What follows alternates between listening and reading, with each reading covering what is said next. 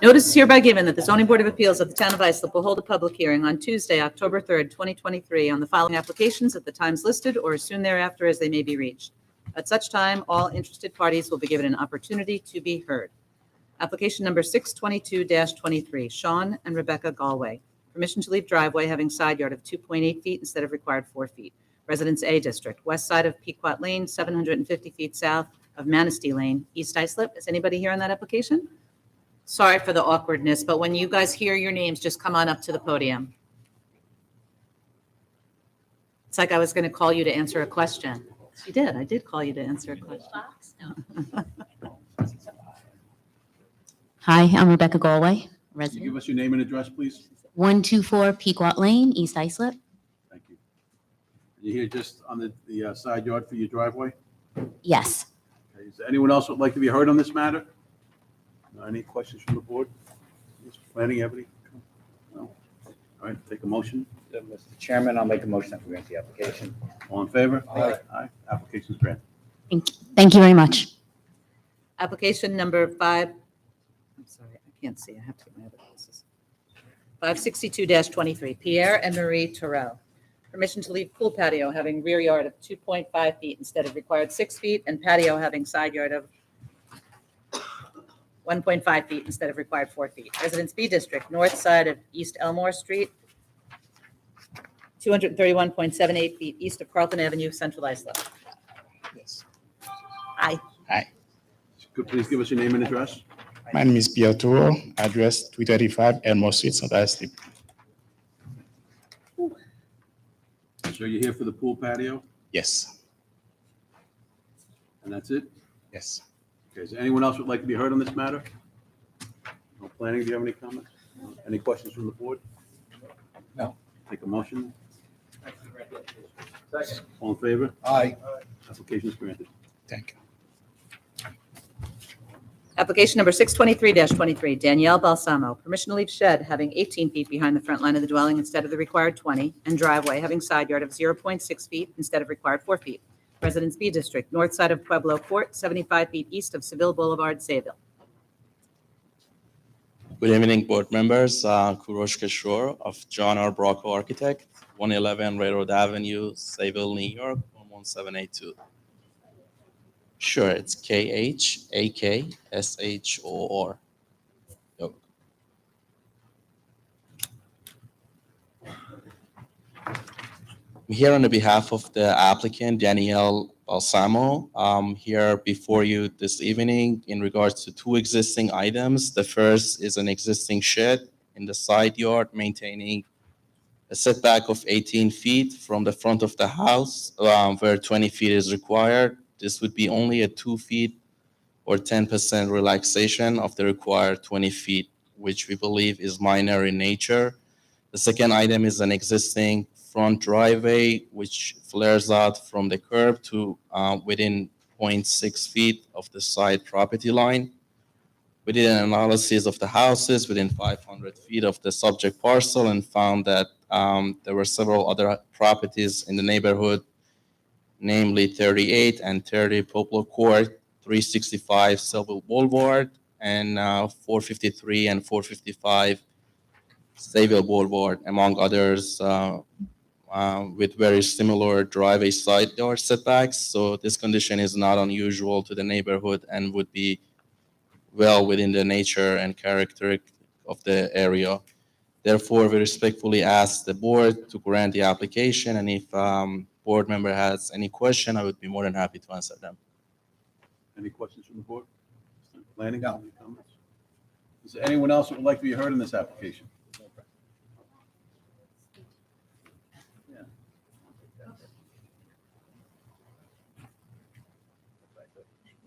Anyone else like to be heard on this application? No? Take a motion from the board. I'll make a motion to grant the application. All in favor? Aye. Application is granted. Thank you. All right, thank you. Application number 596-23, Glenn and Melanie Mastroberti. Permission to leave diving board having side yard of 5.3 feet instead of required 10 feet. Pool equipment having side yard of 5.6 feet instead of required 6 feet. And rear yard landscaping of 32% instead of required 40%. Residence B District, east side of South Chicot Avenue, 221 feet north of Merritt Street, West Islip. Good evening, Glenn Mastroberti, 529 South Chicot Avenue, West Islip. Good evening. If I may, I don't think the diving board presents a problem, nor does the 5.6 feet, because it required 6 feet. We have a number we use for rear yard landscaping. I don't know what it is, but we have 30%. Oh, and you have 32%. Okay. We're all good? Yep. All right. Any other questions from the board? No questions. Planning? Does anyone else like to be heard on this application? No? All right, take a motion. I'll make a motion to grant the application. Second. All in favor? Aye. Aye. Application's passed. Thank you. Application number 624-23, Lucio, Modesto, and Dara Fuentes. Permission to leave deck 9 by 9 having front yard of 33.3 feet instead of permitted encroachment setback of 34 feet. Is anybody here on that application? Move on. Application number 567-23, SSP Royal Properties LLC. Permission to leave cellar entrance having side yard of 12 feet and egress window having side yard of 6 feet instead of required 14 feet each. Residence B District, north side of Floyd Street, 300 feet west of Lincoln Avenue, Brentwood. Good evening. My name is Salim Ibrahim. I reside at 254-10 Francis Lewis Boulevard, Rosedale, New York, 11422. Good evening. I can see on the plot plan on the survey, the house is already oversized, and the front yard side width of the lot is 75, and we only have 9.9 feet on each side. They created the egress well towards the yard, side yard, and the cellar entrance to the yard. So I'm here to ask for lenience regarding to keep those two items, and we don't see them from the street anyway, so. Okay. Any questions from the board on this? No. Planning, have any comments?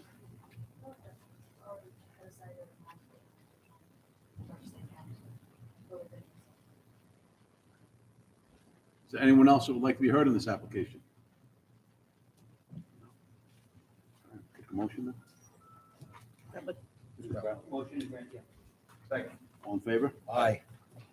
Thank you. Have a nice evening. Application number 625-23, Vincent and Dana Papalardo. Permission to leave pond having second front yard of 40 feet instead of required 55 feet. Residence AAA District, northeast corner of Post Lane and Saxon Avenue, Bay Shore. Hi, my name is Maria. I'm here representing Vincent and Dana Papalardo. Basically, we're respectfully asking to keep an existing koi pond that's within the 55-yard front setback, making the new front yard setback to be 40 feet. If you guys need to see photos, I have photos of the property. But basically, the Post Lane, they're kind of acting it as a side yard and a rear yard. It doesn't really look like a front yard because it's a private street. And yeah, the owner also mentioned that he purchased the house with this koi pond on it over 10 years ago. So it's been there for a while. So we just want to ask if we can keep it there. Give him a photo of the. So that is the street next to it, Sorry, kids. not just the paper street?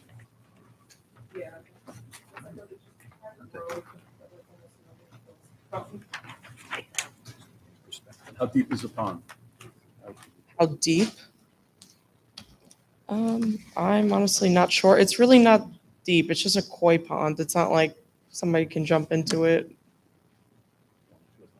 Kid can fall in. School for koi. Wow, they're getting bigger and bigger. They used to be little koi ponds. Do you guys want to see a picture of it or? We have it. Yeah. One We have a photo. You have? Doesn't show us where it is, though. It's on the- I see it on survey. You honestly can't even see it from the street view, Sometimes when you feel but Oh, you can't see it. Do you have a street view? yeah. like some strange kid can fall in. Is there a fence around that property on all four sides? Because we're always concerned about safety. Thank you, Jay. Safety first.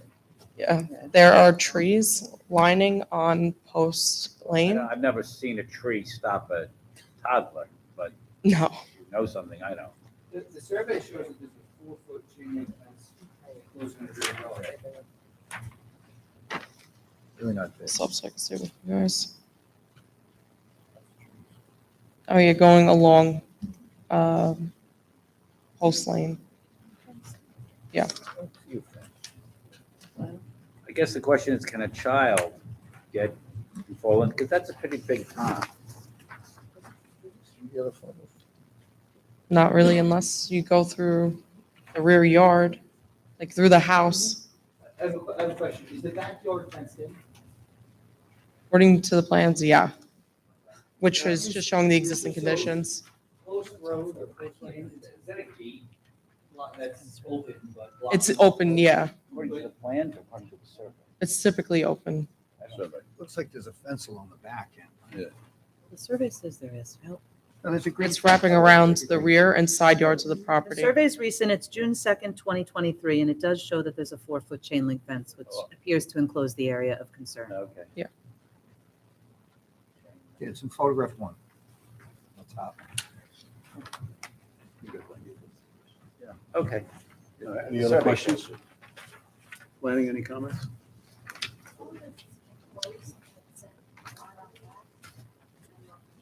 Okay. Is there anyone else who would like to be heard in this application? No? Spatial. Motion to grant the application under the condition that the fence, the 4-foot chain link fence enclosing the backyard of the property, that's shown on the survey dated June 2nd, 2023, maintained. All in favor? Aye. Application is granted on those conditions. All right, thank you so much.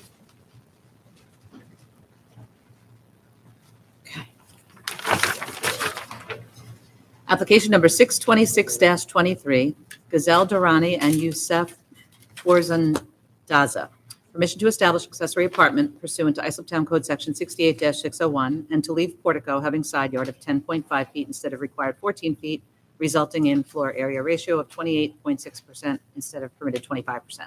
Residence B District, south side of Jefferson Avenue, 228 feet west of Morris Avenue, West Islip.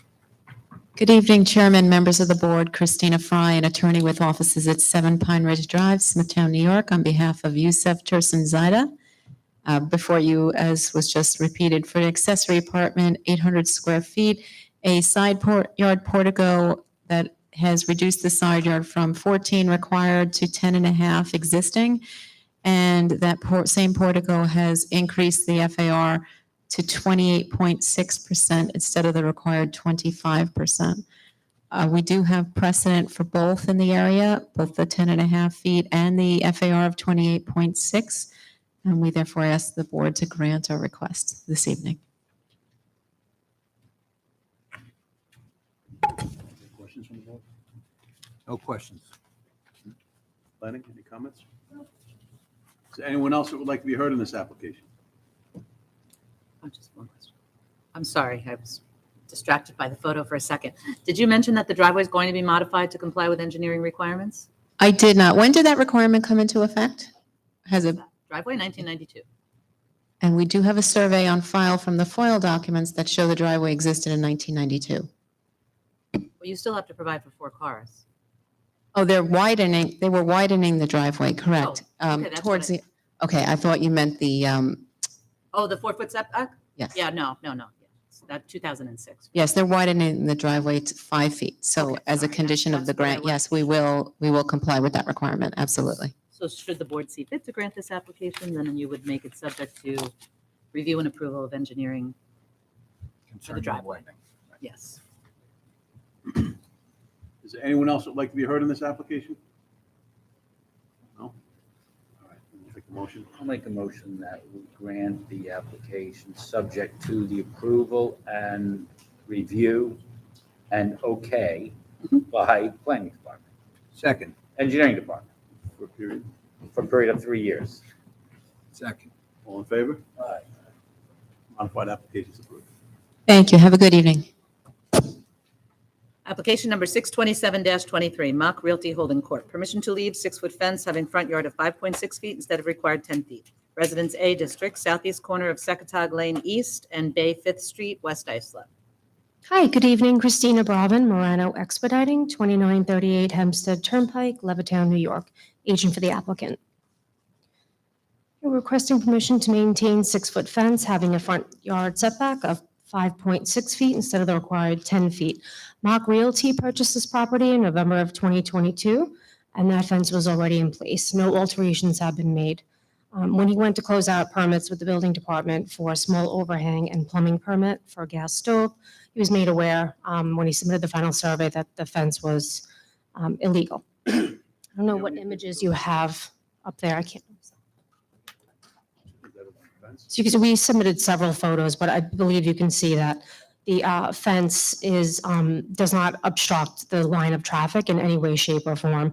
So we're providing 5.6 feet off the property line, and then there's an additional 9 feet from the actual pavement. So it's about 14 feet setback. Okay. In addition, there's a stop sign at that corner. And the most affected property, which is to the east, their driveway is on the opposite side.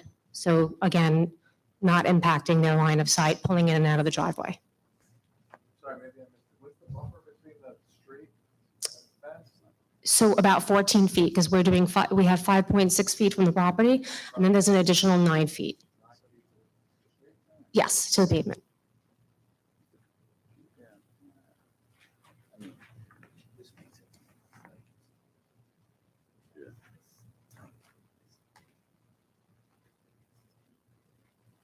Aside from the aerial photos, do you have any other photos? I do, yes.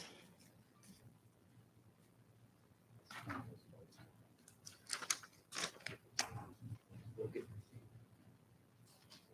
wanna see So there are 6 photos on those 2 pages. it.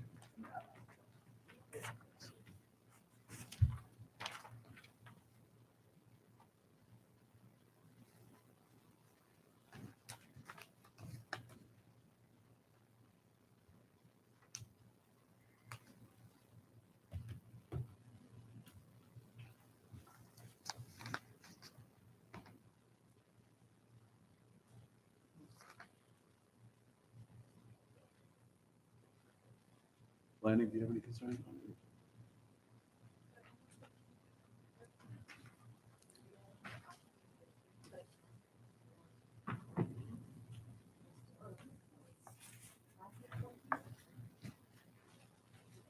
We're 5.6 off the property line. 6.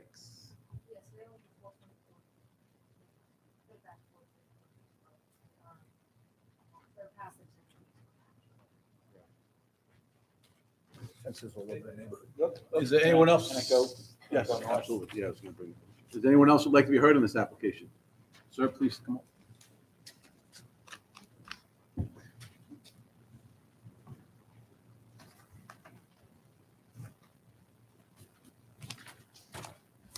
Good evening. John Davis, President, Willis Point Association, P.O. Box 55, West Islip, New York. We're sensitive to the front yard fence requirements, particularly with 6-foot fences, and we appreciate that. This fence is set back from the road as testified, I think, at around 15 feet. The current setback from the property line is a little over half what's required. I'm not sure how long it's been there. It's been there for several years. And ironically, we have a couple of corner lots in Willis Point where the people were able to put 6-foot fences on the second corner right on the property line because they qualified under the exception under that code. But I think this property doesn't qualify for the exception because it's about 10% over the square footage of the lot that's allowed for that. So given that, the fence is also relatively short in length from the front to the rear of the property. We don't really feel that moving the fence back 4 feet or 4.5 feet additional from where it is now would make any difference for the community. And this particular piece of property is in a spot where this fence is really not offensive to anybody as far as I know. So we have no issue with it, and we would support that this application be approved. Thank you. Any questions? Is there anyone else that would like to be heard on this application? Any other questions? Okay, Okay, then, take a motion. yeah, based on the approval of Willett Point Association, I'll make a motion that we grant the application. Second. All in favor? Application's granted. Thank you. Court. Application number 628-23, Nicholas Iallucci and Jana Iallucci. Permission to install retaining wall of varying height, having side and rear yard setback of 1 foot instead of required 7 feet. Residence A District, west side of Lawrence Lane, 192.4 feet north of Terry Road, Hauppauge. Good evening, Mr. Chairman, members of the board. Roxanne Trella, Dynamic Expediting Services with offices at 1040 Terry Road. We actually just received preliminary comments from the engineering department, and we would like the opportunity to address them prior to going forward with the hearing, just to make sure that no additional relaxations are required. So if possible, could we get an open adjournment tonight on the application? Okay. Yeah, it might take some time to respond. Case is adjourned.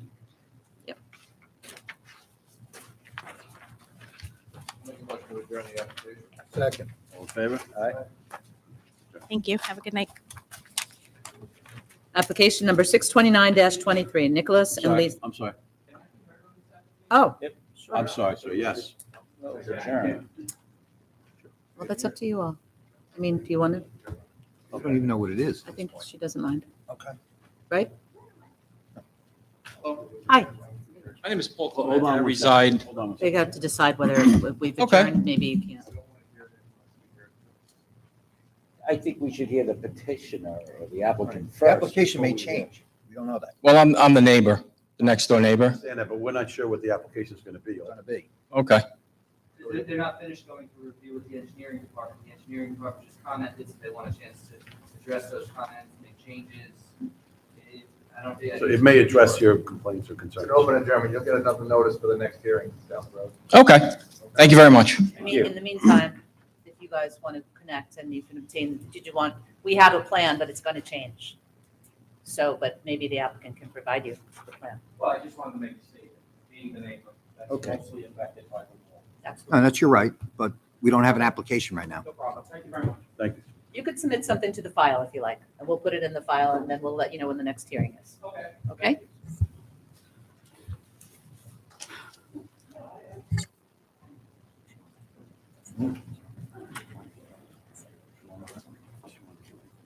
Oh.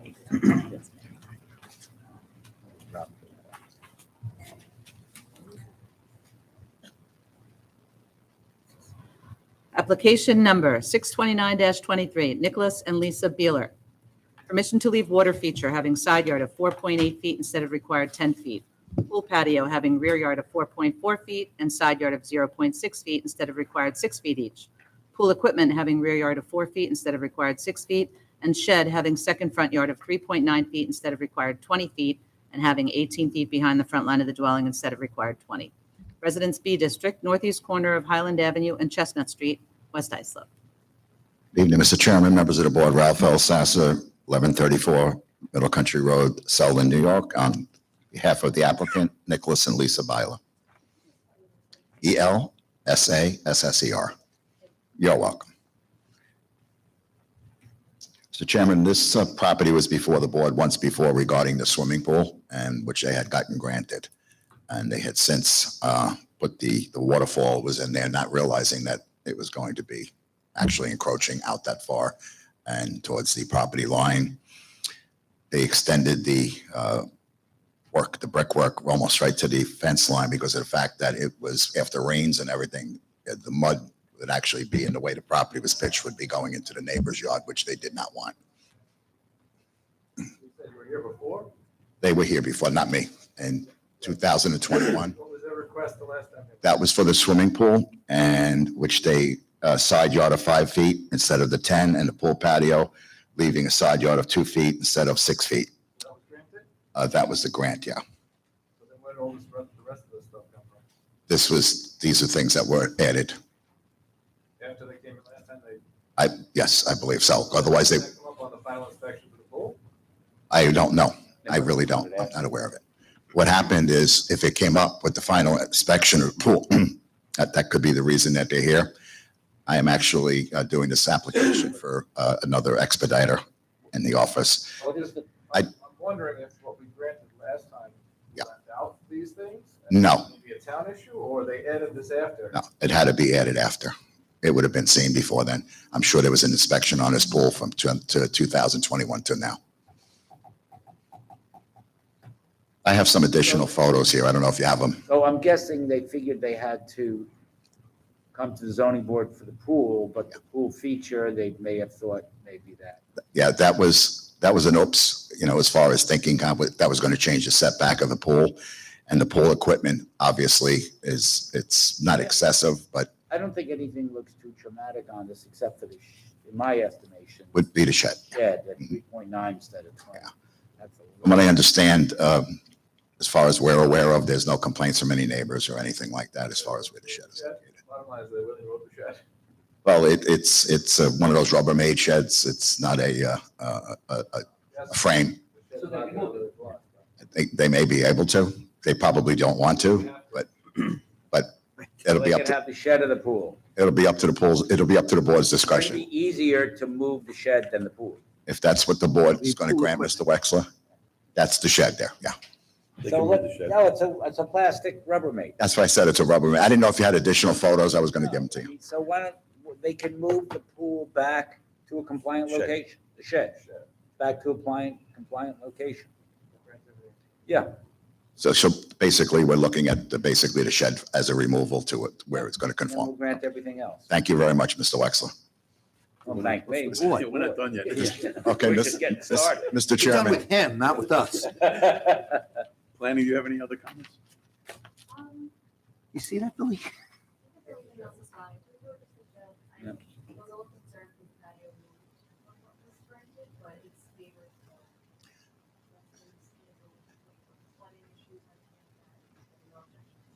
Is there anyone else that would like to be heard on this application? No? All right. Would you like to make a motion, Mr. Wexler? Yes, I would. Thank you, Mr. I've been dying to make this motion. Now, well, thank you, Mr. Wexler. Make the motion. Not done yet. I'll make a motion that we deny so much of the applications to leave the shed at 3.9 instead of 20 and grant the remainder of the application. All in favor? Aye. Aye, so the modified application. Mr. Chairman, members of the board, have a good evening. Thank you very much. Look, Thank you, sir. Application number 630-23, JNR Properties, Inc. Permission to leave two-story addition having front yard of 24.8 feet instead of required 40 feet. Roofed-over entrance platform having front yard of 21.5 feet instead of permitted encroachment setback of 24 feet. And egress windows having front yard of 21.5 feet instead of required 40 feet. Residence AA District, southeast corner of East 3rd Avenue and Candlewood Road, Bay Shore. Hi, my name is Nelson Reynoso. I'm from 1729 Easter Avenue. Nelson, Nelson, yes. Reynoso. Reinoso. I have approved 3 years ago the extension. I have the egress window approved 3 years ago. What I did is only I did second floor. That is what I want to legalize. That's it. 3 years ago is approved. The egress window in a extension. So you got the approval in 2019 for the one-story addition, correct? Yes, I have approved. Only what I did is second storage because I don't want to waste time and money, material, because when I spoke in the town, they say we can do 50, and after that, when you finish it up, pass the last inspection, and then you can break it up and build it up another 50%. So I don't want to You wait. got permission for the one-story, you made it two stories. Yes. And that's what those are the pictures of the two-story dwelling. Excuse me? What, do you have plans there that you want to submit, or? These are the existing plans that were approved 3 years ago. So For the one story. Hold on, sir, if you could give us your name and address? I'm his son. My name is Brandon Reynoso. I reside in 1729 East 3rd Ave.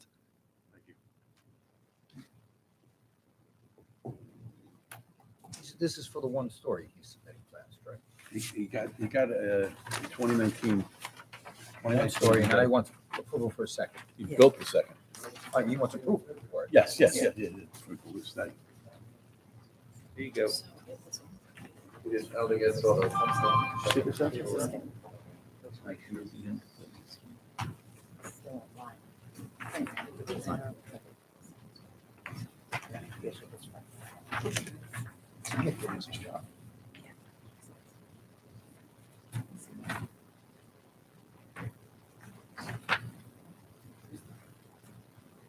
Oh, yeah. Planning, do you have any comments on this?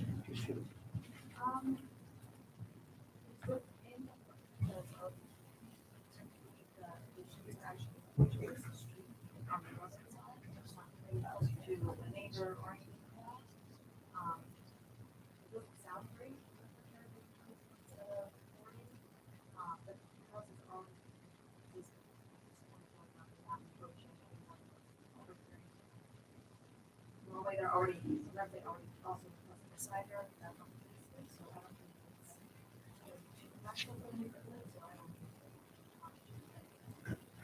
Is there anyone else that would like to make a comment on this application? Any questions? No, I don't. Any questions from the board? No? No, thank you. Okay. Then I guess we can take a motion on it. Okay with it? Brentwood. Where, Bay Shore? Bay Shore? Very sure. This is Chris. motion to grant the application. Second. All in favor? Hi. Application's granted. Thank you. Have a good afternoon. Thank you. Have a good night. Application number 631-23, Luis Benigas. Permission to leave second-story deck having a rear yard of 20.1 feet instead of required 25 feet, and to leave 4-foot chain link fence in sight distance triangle. Residents, is anybody here in that application? No. Goodness gracious. 631, nobody's Open here.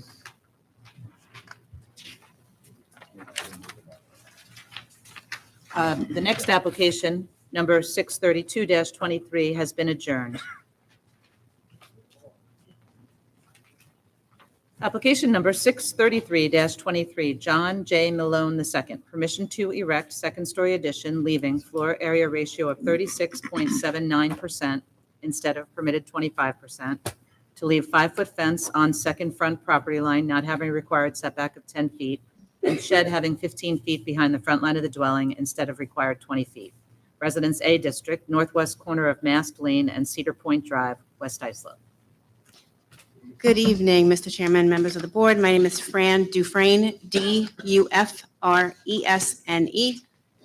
Welcome. 9 Blue Spruce Lane, Comac, New York, 11725. This is John Malone.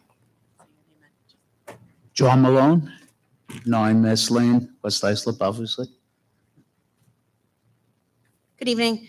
The Malones purchased this property in December of 2022, so just not even 1 year ago.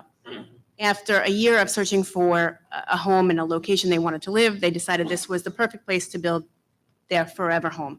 The home was constructed in 1982. It was in its original condition when they purchased it. They knew that to make it the house that they wanted, they had to do a good bit of work to it. It was original condition from the 80s. After they bought it, they designed what they wanted the house to be in the end, and they realized that they would need a variance to do so. So they decided to break the project up into 2 phases. A building permit was taken out to build a front 2-story addition and rebuild the second floor over the main part of the house.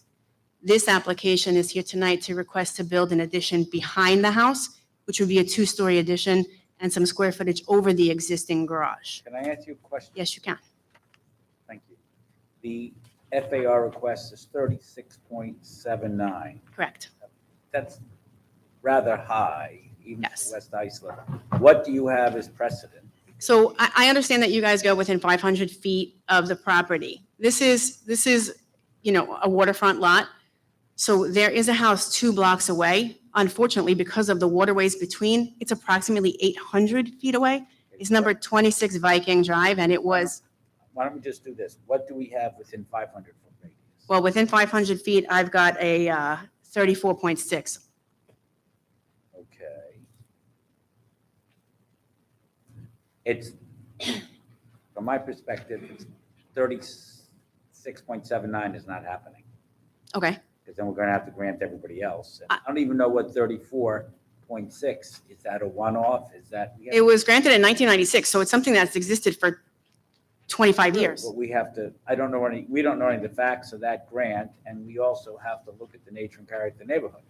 Well, this house is not, it would not be out of character for I the, don't there are a know. number of large houses. That's why I'm seeking the information. What is the nature and character of the neighborhood? What is the next highest grant below 34.6? We have a 33 in the area as well. What about after that? It's got, there's a number of them in the area. There's 31, there's, hang on one second, I got them all here. I didn't.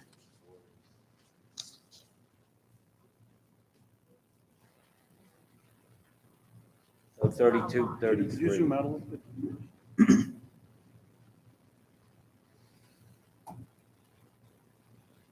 It looks like 32, 33 is the nature and character of the neighborhood of what we've been granting. I know you said there's one at 34.6, but that does not make the nature and character neighborhood one house. If you said, Mr. Board, we have 6 at 34.6. I don't have 6 within 500 feet. I mean, there's only 3 houses on the street. I don't, the canals in between create a further distance away. I do have a house at a much higher rate. But that's outside. I know, I understand. Feet. So- He's seeking to construct a home he's going to live in for the rest of his life and retire. And we're going for the gusto to try to, this, The one that you have on record, if there were no canals, the health and safety was how far would it be? I think it would be about 600 feet. I think it would be So close. It's a moot point. Okay. I mean, I didn't measure the waterway, sorry, What is the address of the other piece? 26 Viking. Yeah. 6 Bowie is 34.6. 26 Viking, you guys are probably familiar with. I think they came here like 5 different times. All right. By that exchange, perhaps you do know 26 Viking, so. No, I was just speaking with the chairman and Deidre, and we're thinking 33% is the number. That's that special number. Deirdre, do you have any comments on this? Yeah, there's the 34.6, in 2006, there's 32.9, 33, and 35. So 33 is probably more around what on the grand student area, that there are. Let's just see what comes up with that 36. Is there anyone else in the audience that would like to be heard on this application?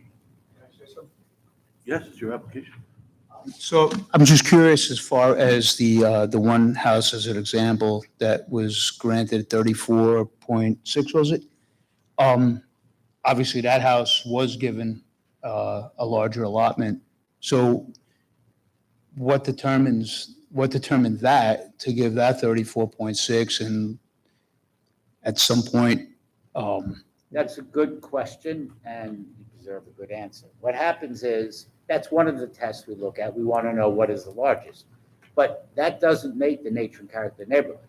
That was a one-off. We don't know, was that existing? Was there something that prompted that? Let's just say it was a boneheaded decision by the board. Let's pretend we get 34.6. That's not the nature and character of the neighborhood. The nature and character of the neighborhood is 31, 32.9, 32, 33. So those are the numbers that come up over and over. That's the nature and character of the neighborhood. It's like if you had a group of 50 people and the average height was 5'8", and there was one fellow who played basketball who was 6'9", you wouldn't say, well, everybody in got that group is 6'9". It's 5'8", so you have a 5'8". so to that point, the reason why I'm asking this is because we recently just were invited to a welcome to the neighborhood party by a bunch of the neighbors, and they were all literally, like, not all of them, but about 4 or 5 of them, literally like, well, I'm thinking about dorming in my garage, I'm thinking about this. So the nature and the character of the neighborhood It's what's there, not the could thought change, process. Well, I understand. That's up to us, but it's not what they think they're going to do, it's what we're going to grant. No, no, that's what I'm saying. Like they're thinking about obviously So putting you an may want to go application back and for say, it. guys, It's 33. it's 33. Yeah. So anyway, I just wanted to make that point, like if everybody in the neighborhood is, has no problem with that. Well, let me just ask you a question. Mhm. It's West Islip, it's on the water, it's nice. If everybody in the neighborhood wanted to go to 75%, and Well- wait, and it would look like East Rockaway or somewhere in Queens. Yeah. Would you expect us to say, oh, that's what they want? That's. No, and I agree with you 75%, but I mean, That's this is That's how you 2% get there. difference, a little. Then, no, 34.6, then I just want 35. The next applicant, well, I just want 35.5. Before you know it, you're marching there. And that's our job to make sure the neighborhoods stay roughly as they are. And your neighborhood is roughly 33%. That's a little generous, but we're a generous board. So, Mr. Malone, I just want, Yeah. we're talking about like just over 3%. I'm sure you work with your architect and instructor a little bit and get something close to the state objective without.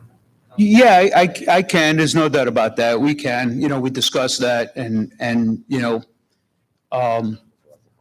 again, this, like Fran just said, this is kind of like our forever dream house. And one of the major things that we did want was from the master bedroom over the garage, we wanted a view of the entire canal, which we wouldn't have, and that requires coming back. So, yeah, I mean, the house it's past what we need, obviously, it's a matter of, wants at this point, but, There's also another issue with the 5-foot fence. It's got to be 4 feet. So the fence was, he just bought the house a year ago. The fence did exist. We don't know from when it was there. He did not put the fence in. Same thing with the shed that's on the side of the house. The shed is That I obviously think we where could it live is. with. Right, yeah. The shed the board would live in, but. The have a fence. problem with the FAR and the 5-foot fence. Right. And the fence does have the same situation as, not as much of a distance to the street as the fence prior, but there is a sidewalk and grass. There's approximately 8 feet from the property line. Photograph of the fence. You have any pictures of the fence? I'm sorry, you know what? I didn't submit pictures of the fence prior to the variance tonight, just. There's no photos in the file? The property does kind of have a tail in that area. The property is only 25 feet wide at the back, so if they have to move the fence in, it does create a weird issue on the back corner of the property. That doesn't help me from here. Is that chain link with slats? It is. And again, from the street, if you were pulling out of Mass Lane and turning onto Cedar Point, the fence is 65 feet back from the corner. There is no sight line issue. There is no issue with seeing traffic oncoming or in either direction if you were traveling on Cedar Point. It is 65 feet back from the property line at the front, so it's 75 from the street to where the fence begins.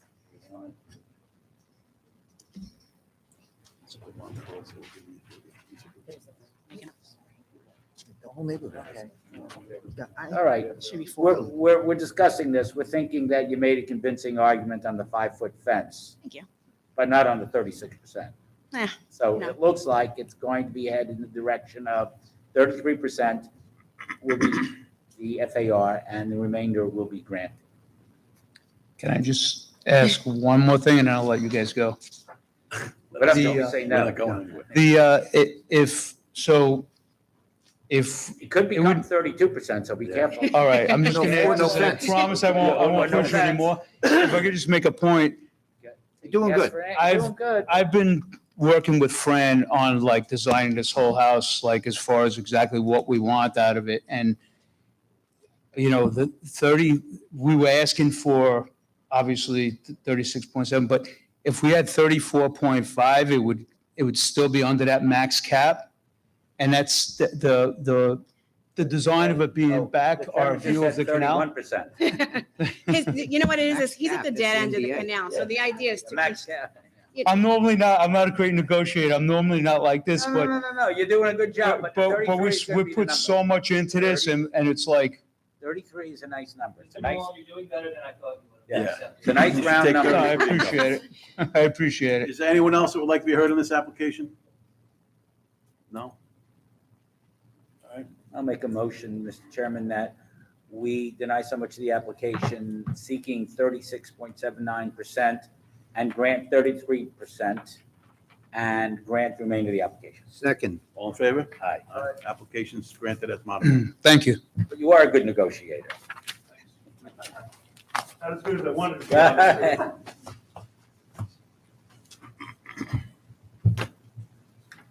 Application number 634-23, Robert Barbara. Permission to erect two-story dwelling on lot having area of 4,000 square feet instead of required 6,000 square feet, lot width of 50 feet instead of required 60 feet, leaving rear yard of 21.4 feet instead of required 25 feet. To erect second-story deck, oh no, this is the old plan. You should have these, okay, forget it. Leaving rear yard of 21.4 feet instead of 25 feet. To erect second-story deck, leaving front yard of 17 feet instead of required 25 feet. Side yards of 11.3 and 10 instead of required 15 feet each. To erect second-story deck, leaving rear yard of 12.4 feet and side yard of 10 feet instead of required 15 feet each. All having floor area ratio of 47% instead of permitted 30%. Residence BAA District, east side of Oak Walk, 200 feet south of Cedar Court, Kismet. Good evening. Glenn Graham with Graham Associates, 256 Orinoco Drive, Bright Waters, New York. Representing the owners, they are looking to demolish and rebuild a small modest home on a 50 by 80 foot lot. Doing some case research, I would like to reduce the request for the FAR of 47% down to 45.66%. And we'd also, 40%? 40, yeah, not on Fire Island. Okay. Why don't we, if you don't mind, Mr. Graham, let's jump right into the FAR. What do you have for precedent and what is the nature and character? I have, 45 seems large for that area. but not for Kismet. If this was Seaview, as you know, 40 is a norm. In Kismet, we have a numerous 50% and above, but I've prepared a nice little outline for you with all the precedent, starting at 61.6, which may be that 6'9" basketball player. We reduced down to 45.66, which was granted case 680-14. We also have Mr. Sam Wood, who was granted 56% prior to 2012, but I did review his survey, and that is house only.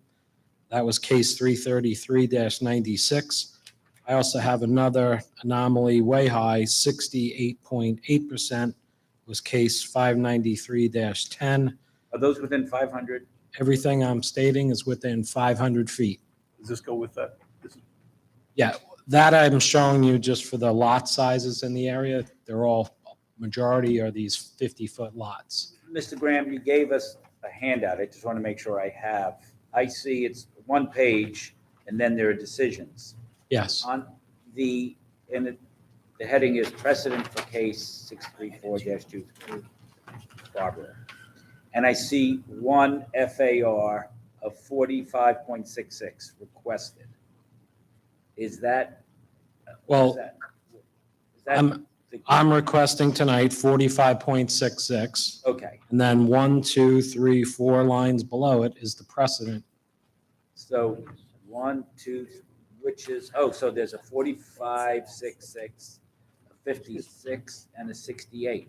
Yes. Because I didn't want to be told one does not make a precedent. So I'm giving Mr. Wexler 3 or 4 cases, but I probably, if I had more time, could go across Kismet and find 56, 55, 54. Kismet is different than the rest of Fire Island. As far as the rest of the precedent, there's multiple grants, and I probably could have came up with 10 each on decks, front yards, everything. So So you have 1, 2, 3 precedent. Just be sure to convert 2011, yes, pre-2011. I have one other You thing. cited a 2010 that you gave a high number for, and that would be in 2011, the code changed. So what Yes. is the conversion? I don't know. Well, I looked at the survey and it would be still probably in the 50s. So, but if We- the we board included wasn't, all- We included all decking, even the grade level deck. Yeah, these homes are on those small lots, like Sam Woods at 56% really Yeah. doesn't have any deck. He was just adding a utility room, but okay. Yeah. Right.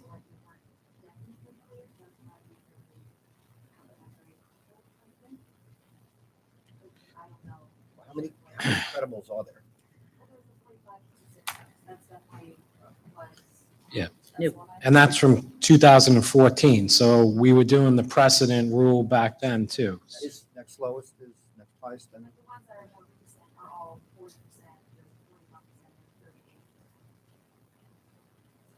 41%, 40%? 38%. It's been closer to 40%. Before then, it just gets complicated because the breakdowns aren't left correctly or there's no breakdowns. I can't tell what would be counted now for a code or what would. It's very complicated. You have to have access to the old surveys, know the deck heights of the survey. Mr. Graham, this CC is an issue that we want to make sure we're not relying on properties that don't apply or give us a false low. Well, if you want to leave the case open, I will go foil the surveys and show you what I believe these numbers are correct, rather than I think reserve that and would- wait 90 days. That would be helpful to us. If he could do the conversions, Yeah. I agree. But how are you going to know the deck heights from the surveys? I'll go to the beach. How do you feel about conversion? We've been All right, if you want to do the work. We've been doing this together 25 years, and I started design of any house on Fire Island by saying what was granted, because I know exactly what happens every time we're here, so. Would No. you want an adjournment to give Yes. us so we know exactly Sure. apples to apples? Yes. All right, It is it- seems reasonable. It does. Is there anything else on the application that we have an issue with? Just for record keeping, I was going to withdraw the rear deck at 12.4. I don't need that any longer. We reduced the deck, and the variance is not required. Second-story deck leaving rear yard of 12.4 That can be struck. and side yard of 10 instead of. No, I still need the side yards because Just- if you look on the survey, Just this the is, rear yard then. For the call, we're not voting. this is a modest house with keeping only a walkway around the decking, so they can wash their windows and have a cup of coffee outside. Is there anyone else who would like to be heard in this application? So with everyone's permission, I think we should amend the call of the meeting, so when the new public notice goes out, it goes out correctly. Is that all right? Yes, So amend the FAR down to 45.66 please. and remove leaving rear yard of 12.4 feet and the word each after feet. You gotta keep leaving because it's going to be side yard. Right.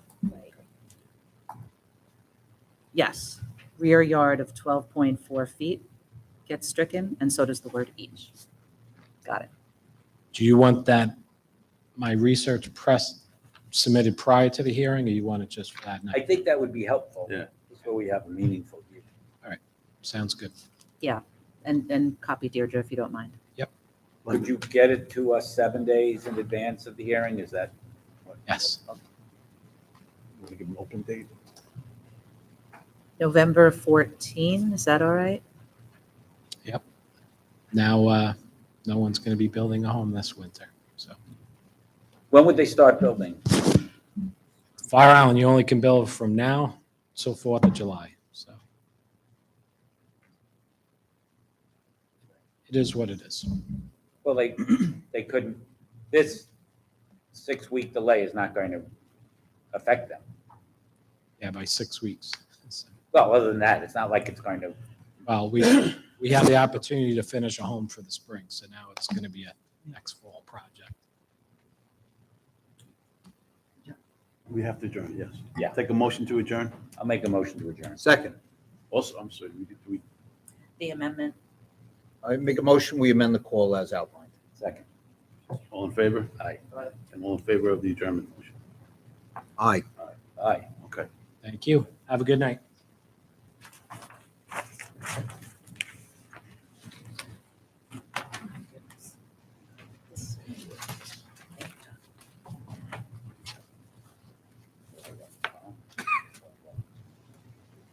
Oh, you did. I'm not getting it back.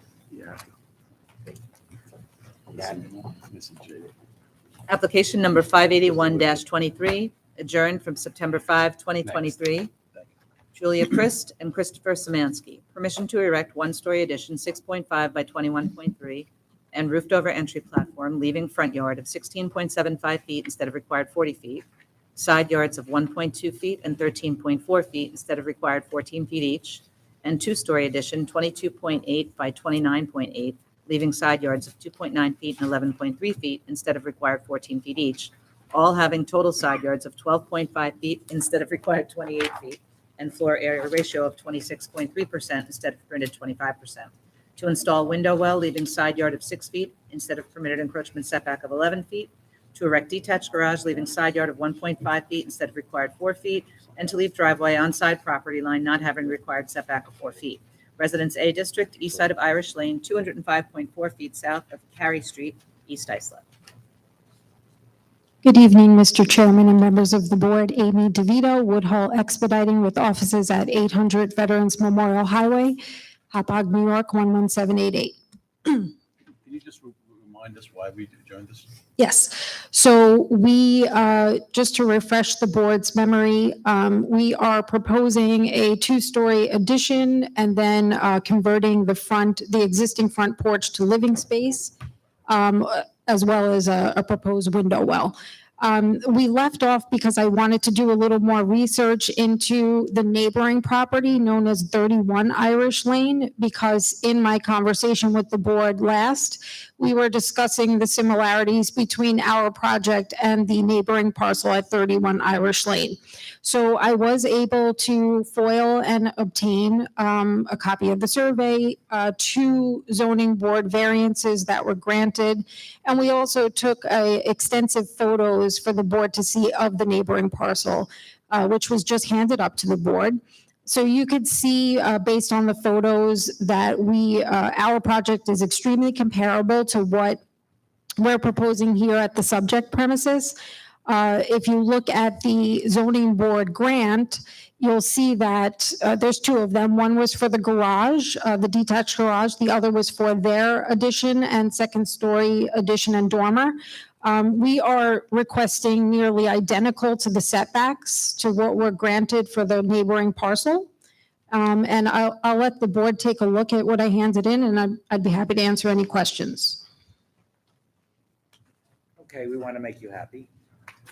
I'm just looking at the application. I really don't remember it from last time, but just 2 things that, as I read through it. The first is the roof over entry platform at 16.75 instead of 40 feet. So the existing house right now with the front porch is only 21.2 feet from the property line, the front yard line. So what we're doing is converting that existing porch into living space and then adding just a small covered porch to the front of the home, just as the entryway. But isn't it kind of close to the street as it is? You want to enclose that and then add more. So you want to enclose that roofed over? No. The 6.5 foot by 21.3 foot hatched area on the survey. Do you have the survey in front of you?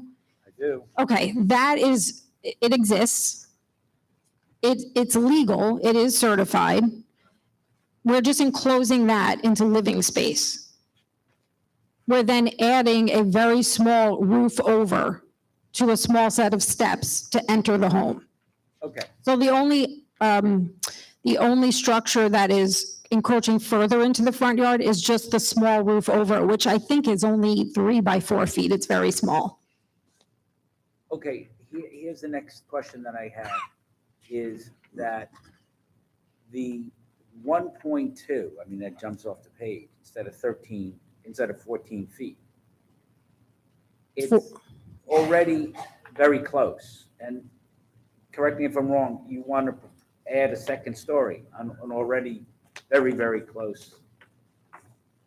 So the second story is being added from the rear of the house going out. So the home is already a legal they're actually calling it a 2.5-story home on the survey, but it is a legal 2-story home.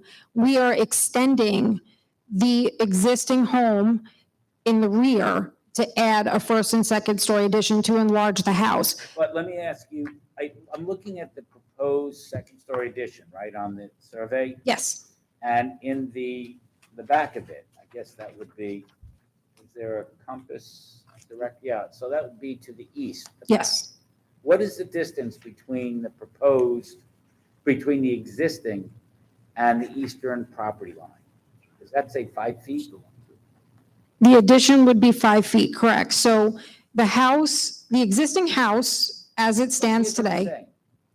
At best, it's 5 feet. That's the best case. And it gets narrower as you go toward the west, correct?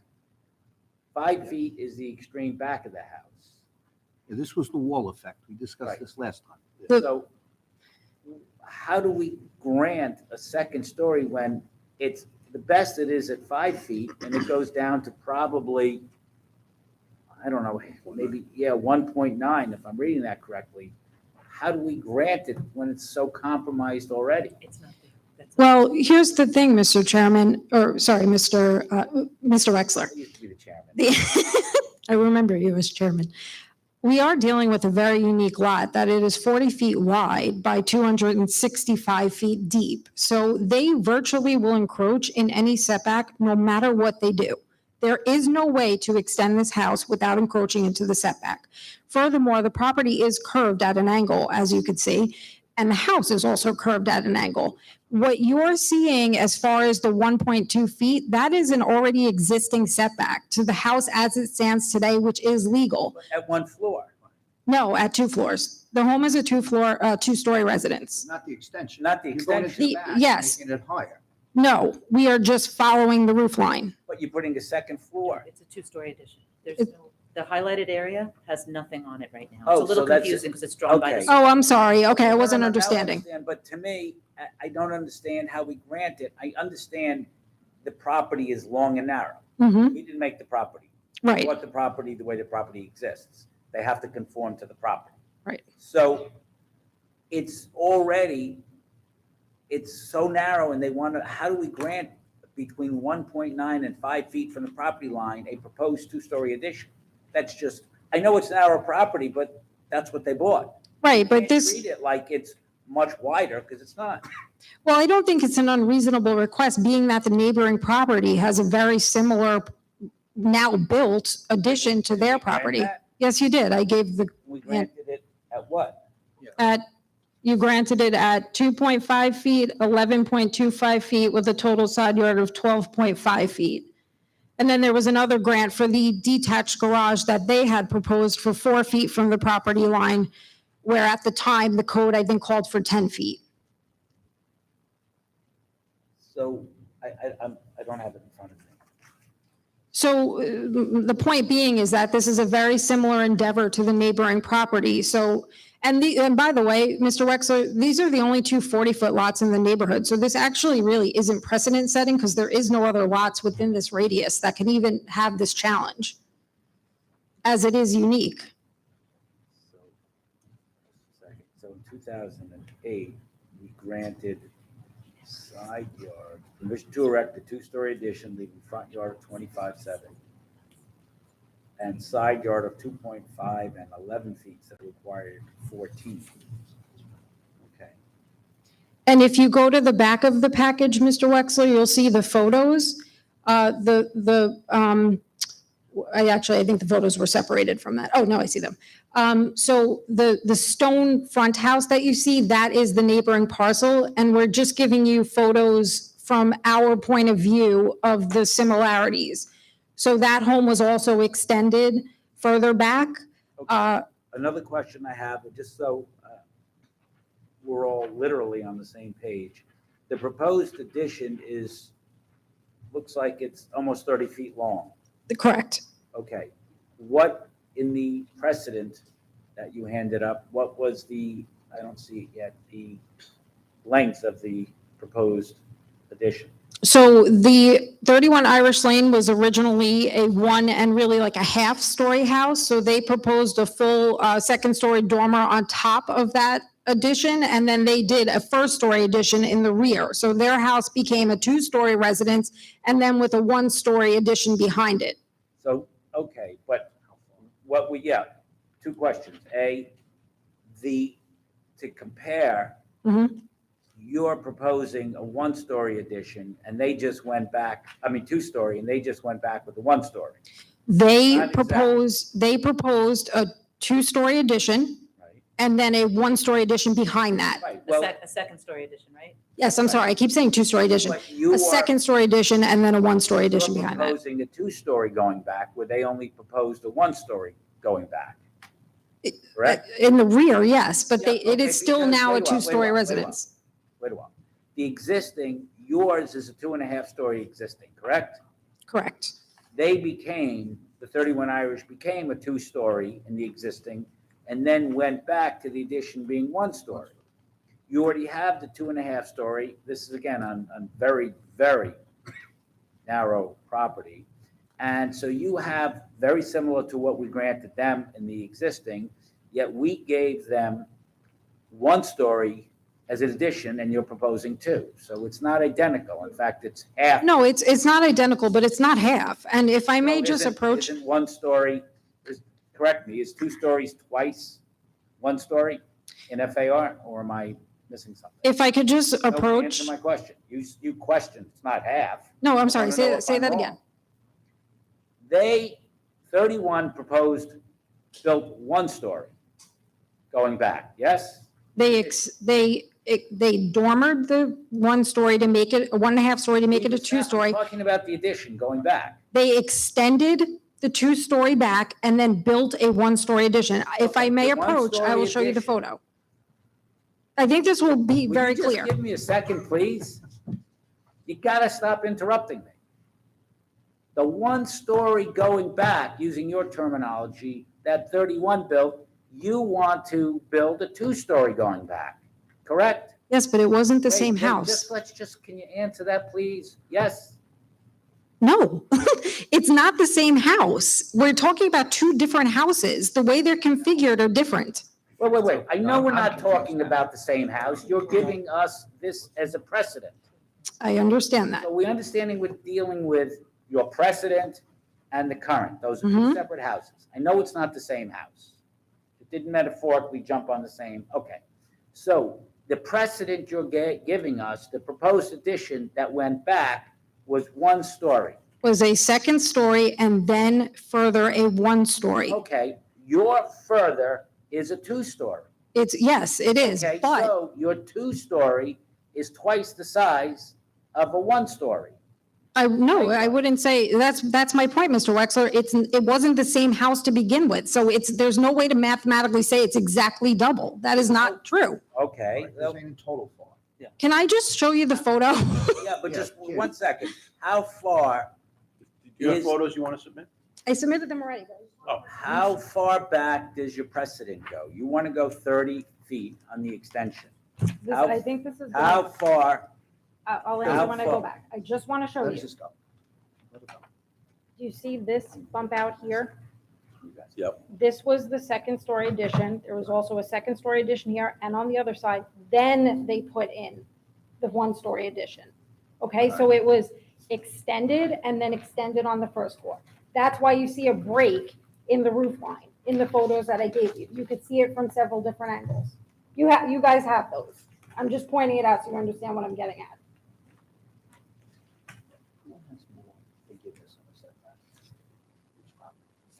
That's what I'm trying to find out. So, So if I may, I just want to put something else on the record. well, can you answer my question? Oh, sure, yes. It's a pending question. Can you just ask it again? Because How far back did the precedent go? Okay. So 10 feet, 15, 20, or something other? All right, let me just look.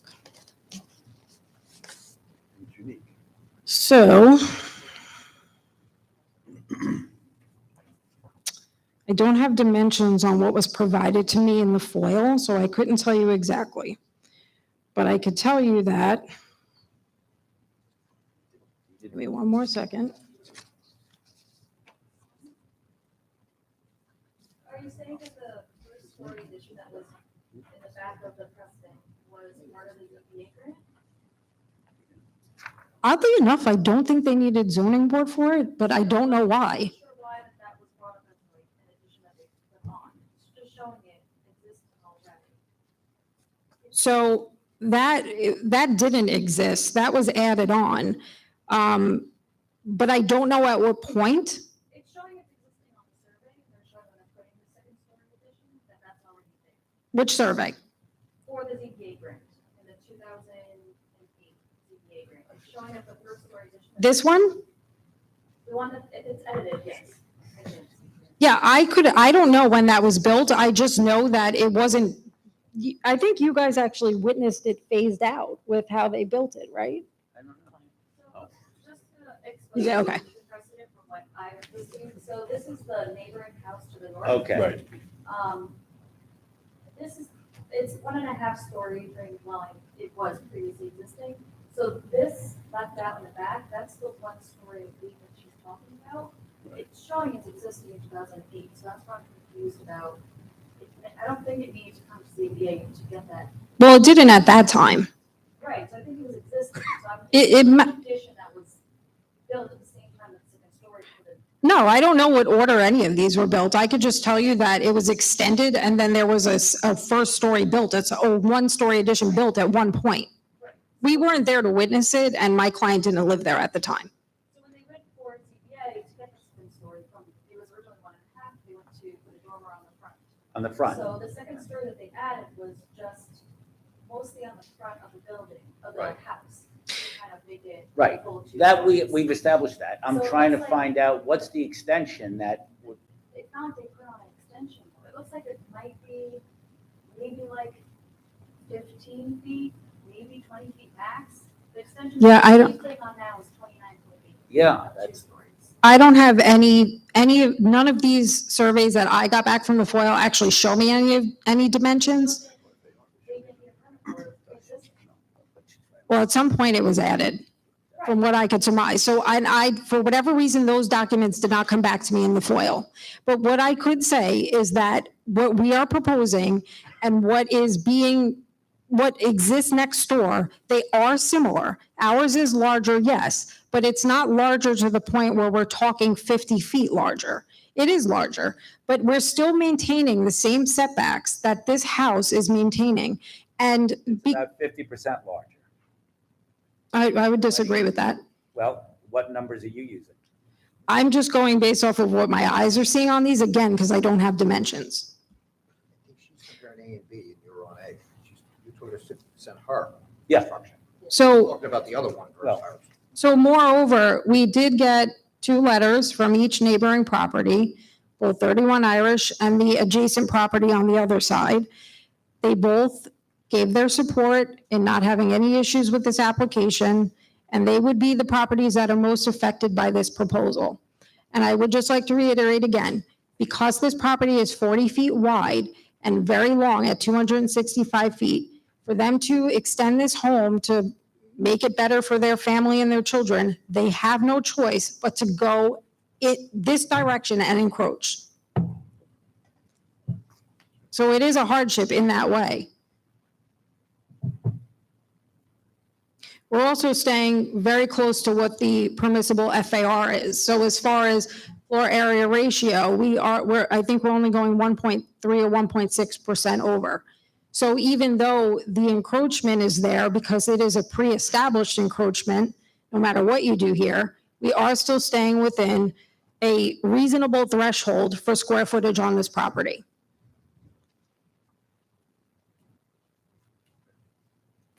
Anything else? Not if the board doesn't have any questions. Any other questions? No, I don't have any.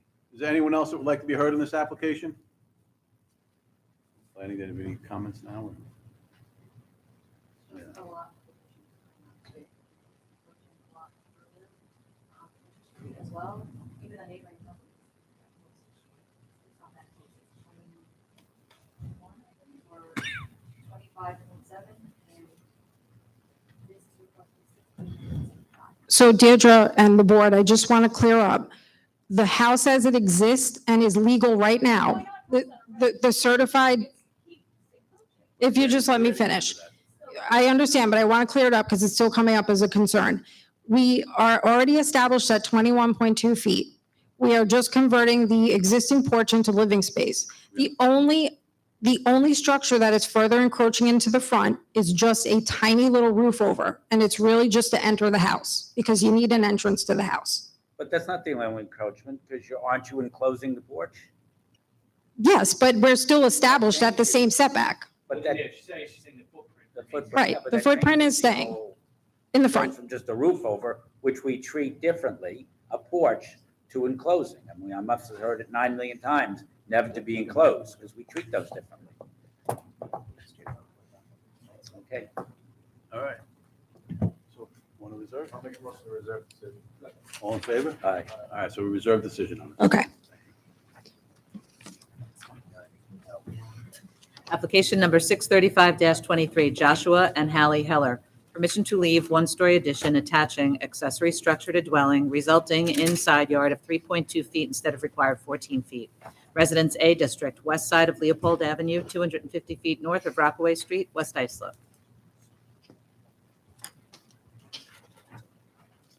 Anyone hearing us? No, shoot. Good evening, Mr. Chairman and members of the board. Amy DeVito, Woodhull Expediting with offices at 800 Veterans Memorial Highway, Hauppauge, New York. So, How's the side yard? it's not good, Mr. Wexler. So, my clients just purchased this house about a year and a half ago. When they purchased the house, all of the conditions that we are here to legalize today, or the condition, pre-existed their ownership.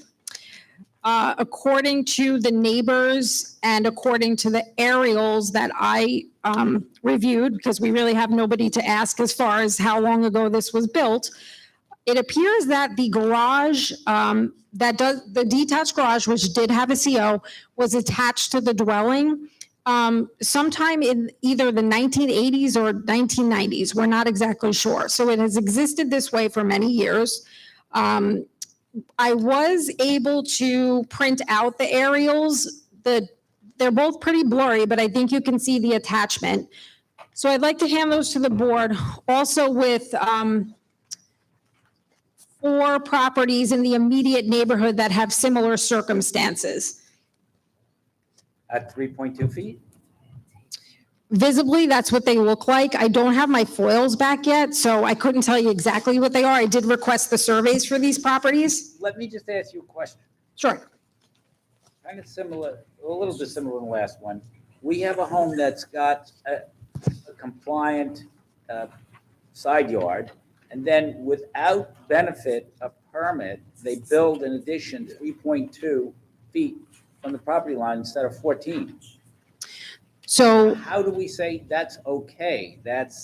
I'm guessing that's about an 80% relaxation. So just to be clear, the addition that you see was actually once a detached garage. It was then connected to the home. So it is now considered attached. So that's what the addition is. Okay. It was also built over 30 years ago, way prior to my client's owning. They just purchased about a year and a half ago. 14 feet, more than 30 years. Right, but the Never point, legal when they built it. when they converted it, yes, Yeah. like when they attached it, correct. Question, I know what your answer's going to be, but they just bought this house a year ago. Mhm. Did they research this and know this was illegal when they bought the house?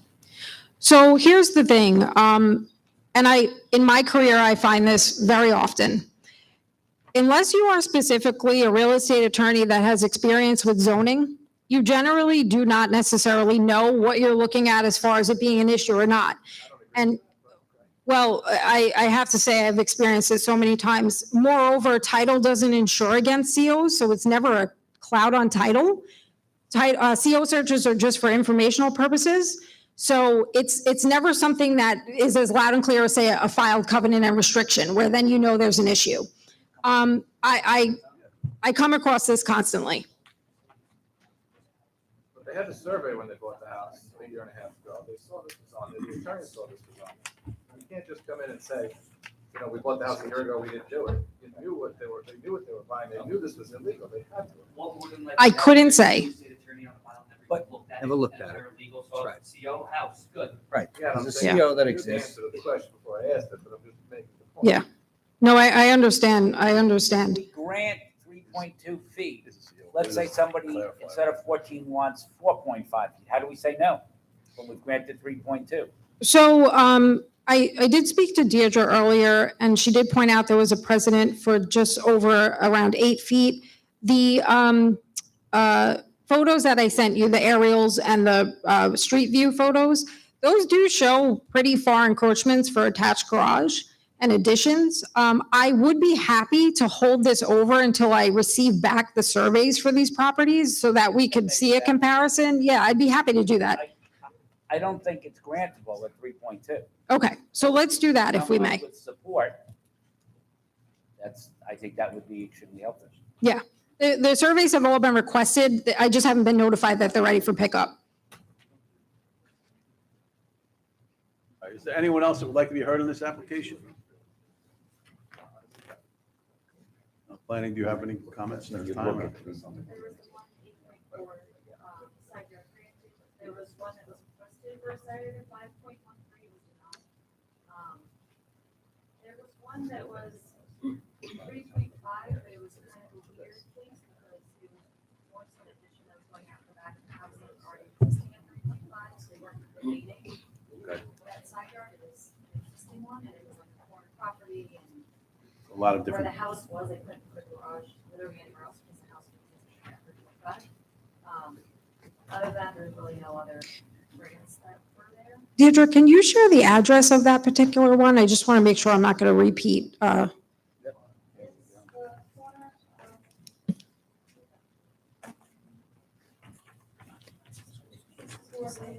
Okay.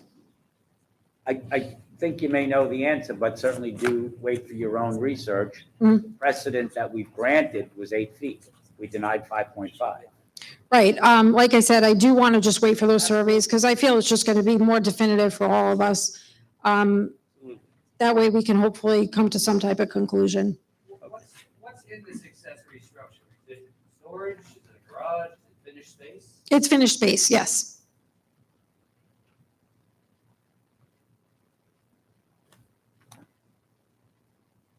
On the adjournment, you want an open date then?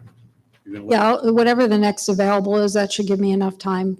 You said you've got to wait for stuff to come back, right? Yeah, which I should hopefully have, maybe tomorrow, if not by the end of the week. 6 weeks, 8 weeks? No, it's probably going to be the late November hearing.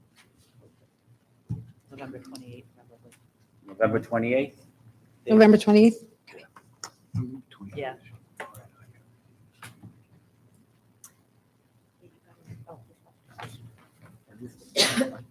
All right. Take a motion to adjourn till November 28th. I'll second. No, you have to make. Oh, I'm going to make the motion, we adjourn it to November 28th. Can I get a second? Second. All in favor? All right, Thank you and good night. enjoy.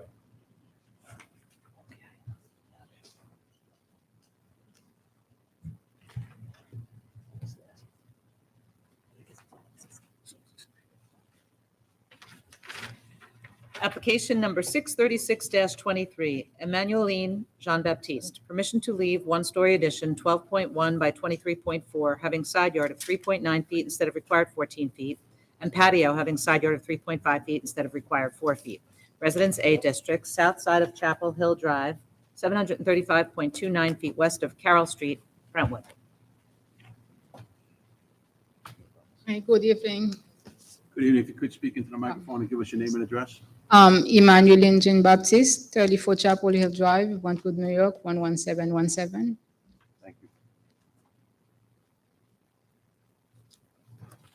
Okay, so you're here on the one-story addition, the side yard of 3.9 feet. A little bit better. Instead of the required 14, the patio having side yard of 3.5. I don't see any issues with the patio, but the addition with a 3.9, what can you tell us about that?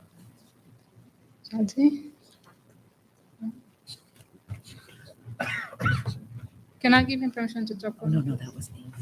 When did you buy the house? 2004, 2000, you lived in the house in 2004? 2004. So what brought you here today? The extension that we did. Built the extension and then this all came up? Yes. Go ahead, continue, I'm sorry.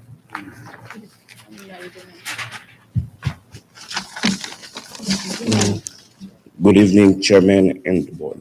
You could give us your name and address, sir? My name is Exmo Gamanier. The address is 251 Essex Street, West Babylon, New York, 11704. Thank you. Last name Eximon, EXIMOND. First name Gamanier, GAMANIEL. So did she say she built the? Yeah. She built When you bought the house, this extension wasn't there. No, it wasn't this. You built it. Yes. You didn't have a permit to build it. They told us like we didn't, the guy lied to us, the construction, everything. We have a construction guy that we give the money to get the permit to get everything done for us. And at the end, when inspector drove by and they Everything stopped was fake, How long ago was that? When did you have it built? everywhere. in February. This year? Yes.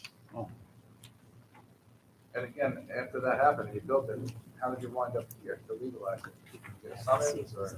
Yes, they give us papers, so they told us we Town have to did? come in. Yes. Yes, the town did. You have a court date? Did you get a summons or? They told us I have to finish with this one first. What is the addition used for? Just a storage.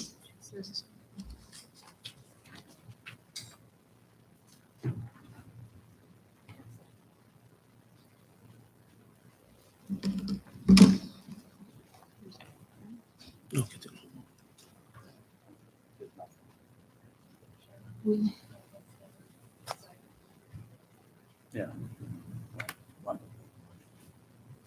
Yeah.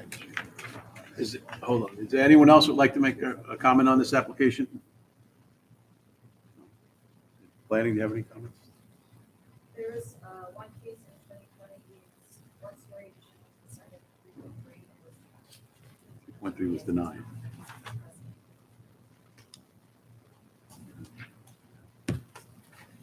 Any other questions from the board? No? Nope. Take a motion then. Mr. Chairman, I'll make a motion that we reserve decision. I think we want to study all of the existing area, the aerials, the surveys. So I would make a motion that we reserve decision. Second. All in favor? All right. Reserve decision. Thank you. Thank you.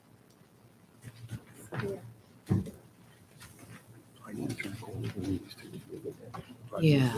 On the record? Is that on the record or? Oh, yeah. I think you really have to.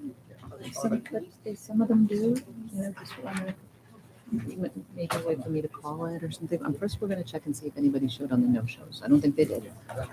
So we have two non-appearances from earlier in the evening. We just want to make sure nobody's arrived on application number 624-23, Lucio Modesto and Dara Fuentes. No one's arrived on that, right? Or application number 631-22, Luis Benegas. We'll contact them tomorrow. The next application Okay, Mr. Chairman, I'm going to recuse myself on this application. Okay, thank you.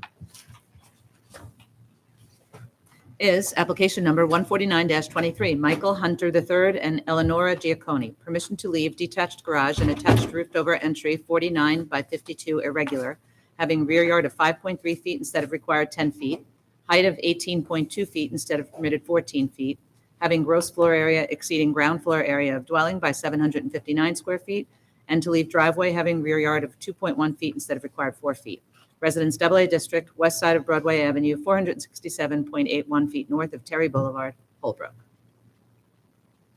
Good evening. Good evening, Mr. Chairman, members of the board. Michael Son, Ward, Braff, Koblenz, 333 Earl Ovington Boulevard, Uniondale, New York, representing the applicants before the board this evening. Joining me in connection with presenting the case is our law firm partner, Joseph B. Arnson, who is sitting to my left at the table. Also, please let me indicate that the applicants are present in the hearing room, as is Edward Moulter of EGM Design Consulting, LLC. Mr. Moulter will testify in a short while. He is familiar with the board and did the work in connection with the plans and renderings before the board for this application.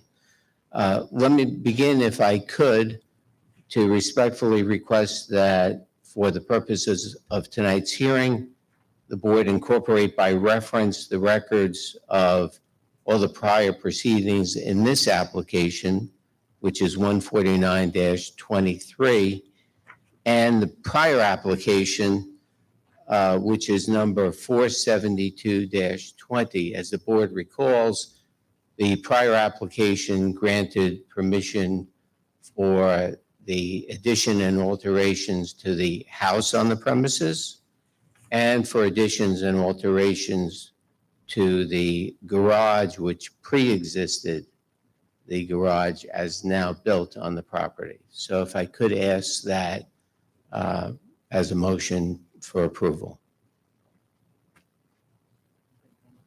Yes. Thank you very much, Chairman. Yes, those will be. Thank you. As indicated, this is an application for area variances that were read into the record to maintain the detached garage. And this application comes before the board tonight pursuant to the remand in the Article 78 proceeding that was previously commenced to challenge the denial of these variances by the board's decision of March 8th of 2023. Justice Monalewski remanded the case to the board, reciting various evidence and facts in the record on that original application in connection with the board's decision pursuant to the hearing on February 28th of 2023. Please let me remark that for myself and my clients, we very much appreciate the opportunity to come before the board tonight to represent this case. Is the application the same? Has anything changed? Nothing has changed, Mr. Wexler. It's the same application, and the facts remain the same. I was going to go into the background of them for the record, if I could. And to begin, I'd like to present two letters of consent for the record. The first is from the adjoining owner to the rear. That owner has presented us with a letter of October 2nd. And the letter is, if I may, read it into the record. The letter is from Mary Militia, and she writes as follows. I am writing in response to the notice I received about Mike and Ellie's variance. My property is located at 449 Clarice Boulevard and directly shares a property line with the Hunters. The Hunters have been wonderful neighbors, and their existing structure makes no impact on our daily life or our property value. I fully support Mike and Eleanor's request for a variance. Sincerely, Mary Militia. So if I may, I have that letter and to the reporter. Yeah, you can Please. give. Thank you. Okay, I have copies as well, so Thank you. to the board members could have that. The second letter comes from Sevket. You know, Mr. San, rather than reading them, why don't you just submit them and they'll become part of the record? Fine, I'm grateful to do that. Save you the reading. Thank you. I'm sure the board understands the gist of the letters and, okay. So Have a lot of- if I may proceed then, let me give just brief background and the context for the application, which of course I know the board is aware, but initially this property, before any construction was done, which is located at 1380 Broadway Avenue. It's a 3/4 acre parcel. It has approximately 1,880 square feet, so it exceeds the minimum lot area for residence AA by approximately 11,000 square feet. This property had the two-story single-family dwelling with approximately 1,748 square feet, and the accessory detached garage, which had approximately 820 square feet. That garage had a ridge height of 18 feet and a rear yard setback of 6.25 feet. Both structures were constructed in approximately 1850, and the record before the board and the prior cases has that information. And thus, they both predated the town's code by approximately 90 years. In the summer of 2020, the applicants applied to the board for variances to allow additions and alterations to the house and additions and alterations to the then existing garage. Those additions and alterations would allow the garage to be altered and enlarged, leaving a setback at the rear of 6.25 feet instead of the required 10 feet, and a height of 18 feet instead of the then permitted 14 feet. That garage would have a total square footage of approximately 1,724 square feet and a height remaining at 18 feet. And the board conducted a public hearing on that application in case 472-26. The board granted that application, both with respect to the house and the garage. Following the board's decision, the applicants went ahead and they received a building permit for the garage under permit number 207167. When the applicants commenced construction in the fall of 2021, as previously explained in the record, they found that the conditions of that garage, as it then existed and had been constructed in approximately 1850, would not appropriately allow for the additions and alterations. And as explained in the record, they went ahead and raised that garage and built the current garage that is now on the premises and which we seek to maintain. And let me be very direct and frank. We understand that that creates results in a self-created hardship. We acknowledge that fully. But we also respectfully submit to the board that under the balancing test of the town law, a self-created hardship does not require the denial of an area variance. The balancing test has the various 5 factors, and notwithstanding a self-created hardship, based on all those factors, and evaluating the benefit to the applicants versus detriment, the board can grant such an application as we are presenting tonight. Then what transpired was that the new garage was constructed. As Mr. Moulter will explain, it's essentially the same in dimension, size, and location as the garage that the board had approved when the board approved additions and alterations to the garage. The approved plans provided for an extension of the existing garage, the back entryway without a roof over it, an 18-foot ridge height, and a rear yard setback of 6.25 feet. The as-built garage, of course, is entirely new.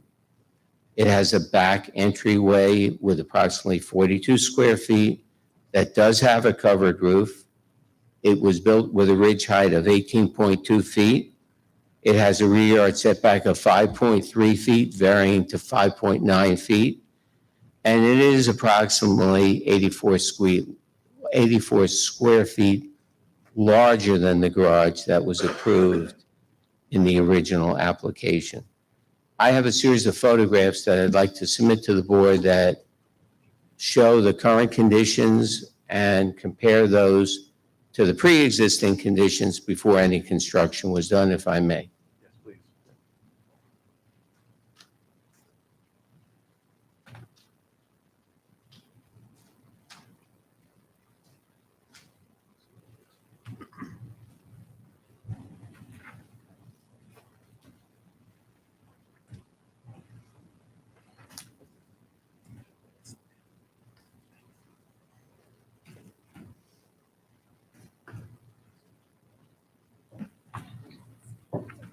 So very briefly, as the board looks through this exhibit of photographs, I'll just mention that Exhibit 1 is an aerial photograph taken off of Google Earth that shows the existing property with the house fronting on Broadway Avenue, the garage at the rear. There is a pool that's shown under construction pursuant to permit. And you can see also the property at the rear from the neighbor who has given us a letter of consent. And that property very closely abuts with its driveway, the applicant's property.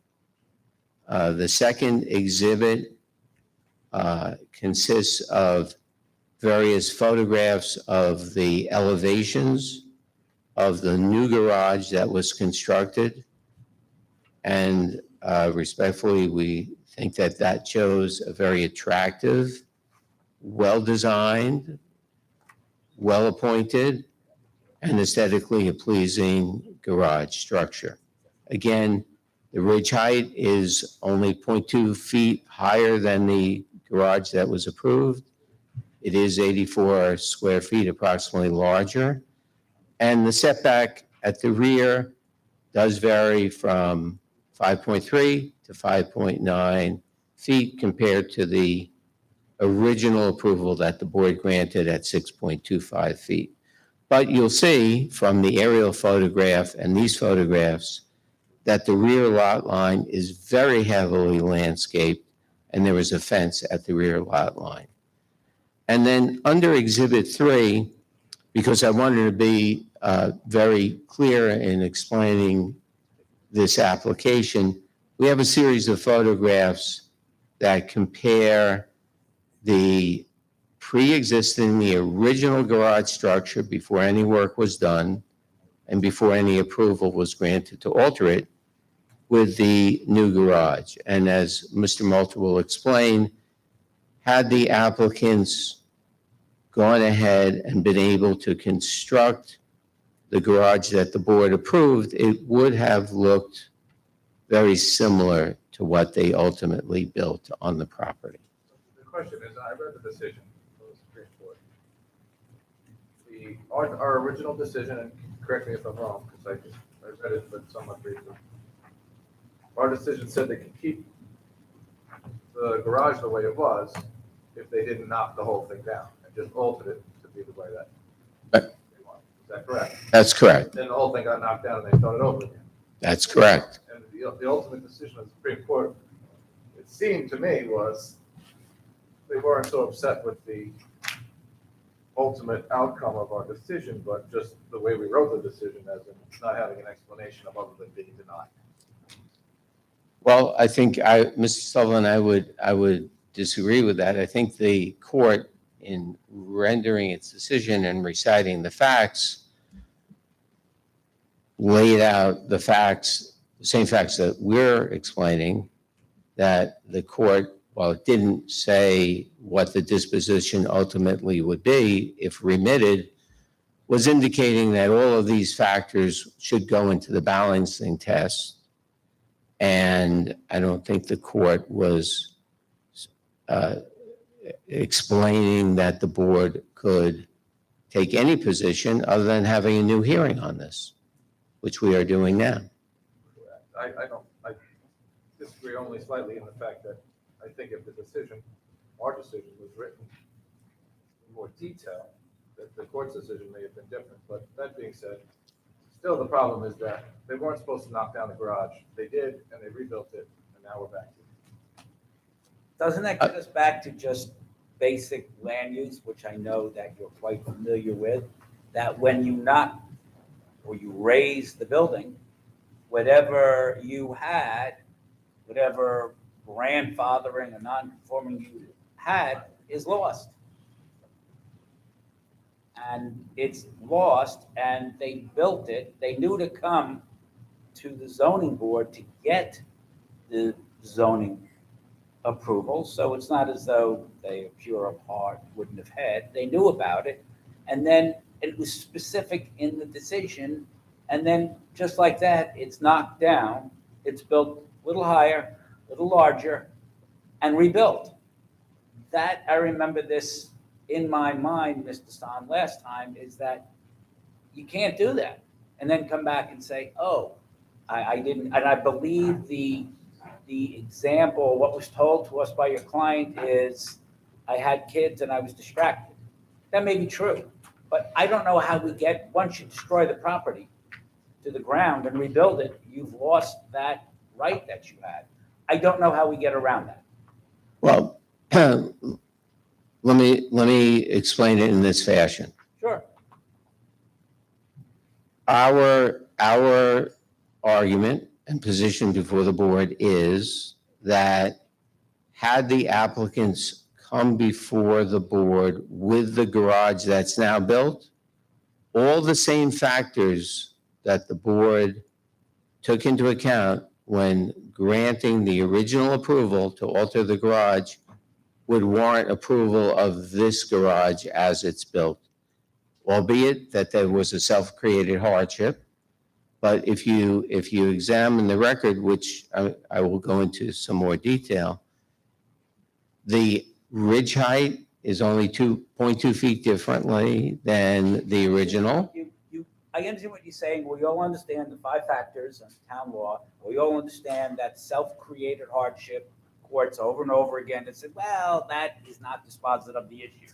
But it's not a self-created hardship. It's the self-created hardship. It's beyond that. It's plus, in that we gave them specific directions in the form of a decision. They disregarded it, raised it, and now they lose their right. It's not like self-created where the person built another foot and now they have 13-foot setback instead of 14. They raised it, they demolished it. They've lost their right. And that's not the self-created hardship, which I think is factored in element 5 of town law, 267B. I think they lost their right, especially when we gave them a decision, an order, Well, an opinion, and they, for whatever reason, it was disregarded.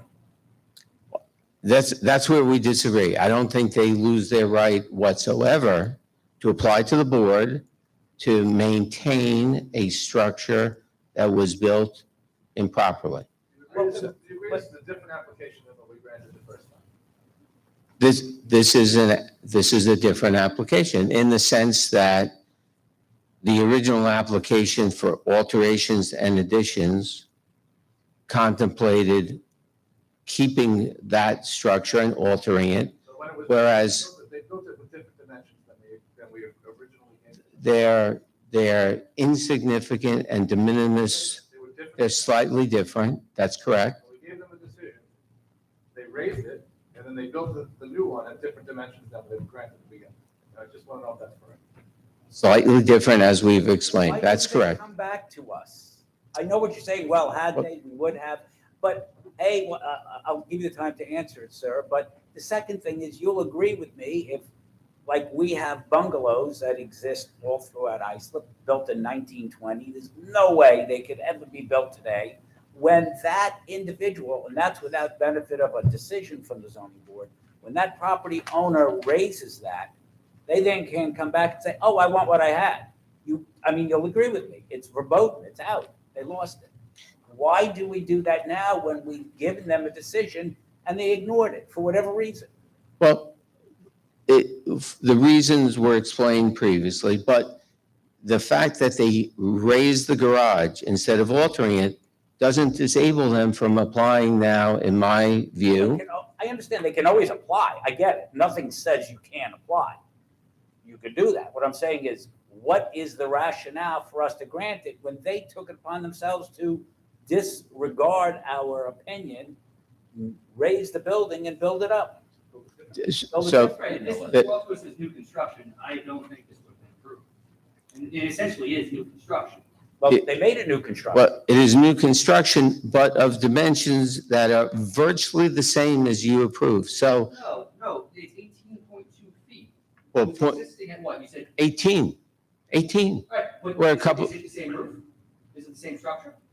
no, but there would have been a new roof and a new And when did you- essentially structure because the garage is being extended by 800, by several hundred square feet from the original. So that was new, that was new. And I'd also point out to the board respectfully that in the decision that the board rendered on the original application, the board in its own words said that its approval was creating a new structure. That's what the board said. So in its essence, the board allowed a new structure.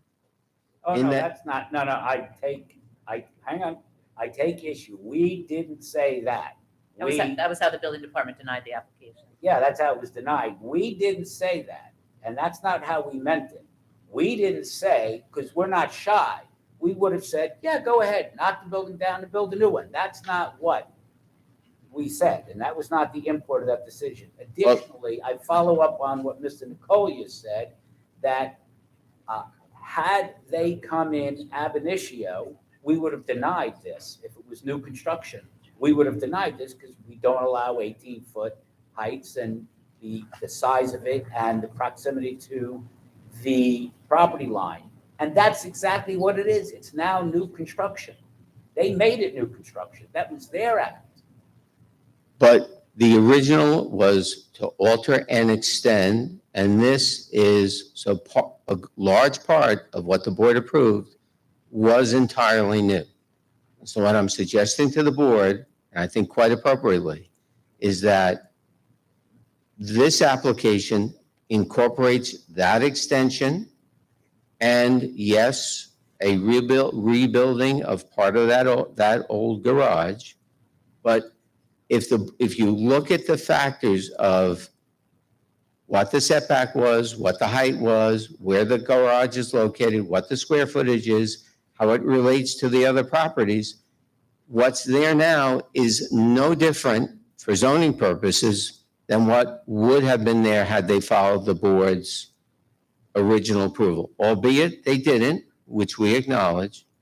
But what's there now is the result is the same. I think we all get it. And the result, You will agree that we are required to follow and incorporate the 5 factors as if this is new construction. That's what the law compels us to do.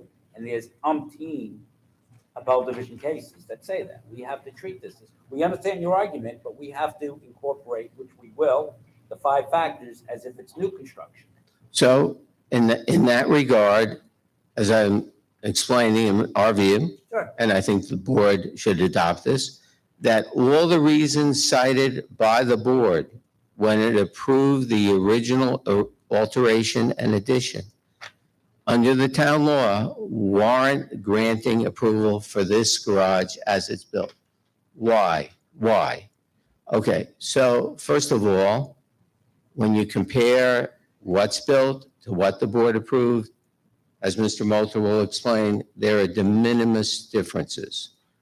That garage was built for, the original proposal was for a garage 54 feet from the adjoining property to the south, which the board cited as one reason to allow the additions and alterations.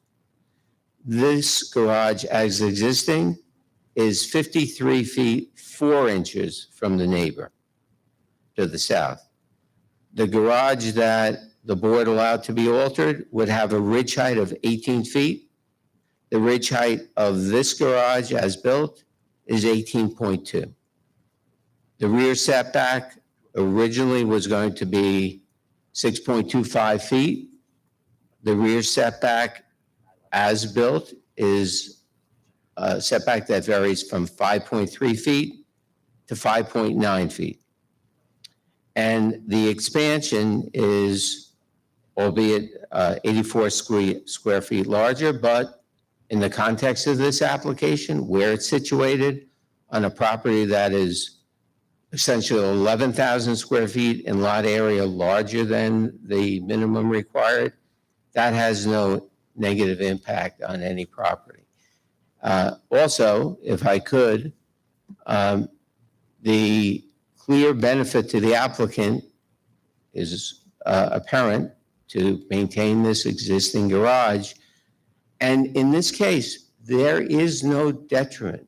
There is absolutely no detriment to the neighborhood, the community, or any adjoining property owner in allowing this garage to be maintained. How do you define detriment? The detriment would be adverse conditions affecting a adjoining property owner. You have consents. Or character, nature of the community, Yes. where I guarantee you, there is no new construction with an 18.2-foot garage.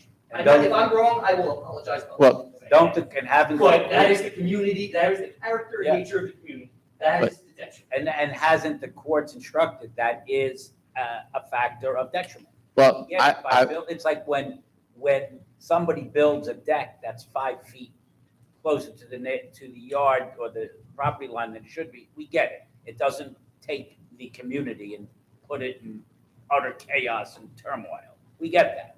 But the detriment is that now we have to grant this to the next applicant because we're setting a condition, a precedent. No, I don't think that's correct at all. I think the cases are very clear that one approval does not create a precedent for another unless all the factors of that piece of property are exactly the same. But I think that's been, I would also say that respectfully, if the board was to say that 0.2 feet is a substantial We're not saying that. difference. You're saying that. No, I'm not, I'm saying 0.2 feet, well, No I'm one they- saying, and I'm saying it's 4.2 feet, No. not 0.2 feet. Because the code, this is new construction, the code requires 14 feet as a max height of a garage, not 18. So the real number is 4.2, not 0.2. Well- With all due respect. well, I respectfully have to disagree with that in this context because the board granted and allowed a garage to be 18 feet. If that garage had been built, it would have no more impact. This garage has no more impact on any adjoining owner or the character of the community than the garage which the board approved. And that, I think, is the test that has to be applied. You weren't granted the approval to raise the old garage. That was the point. That's correct, but that's what happened. New construction at 4.2 feet over what the code says. So if you're calling this a new application, that's different, but it's just not. This is a maintain application. Part of that approval was new construction. Part of it was new construction. There's nothing to maintain. And I want to be clear, the old garage, which the board would allow to be altered, was 18 feet. But that garage is not. Understand? So what is the difference between 18 feet and 18.2 feet on the character? The 18 feet on the old garage because it had existed for 100 years. 170 years. But once you take it down, you lose that.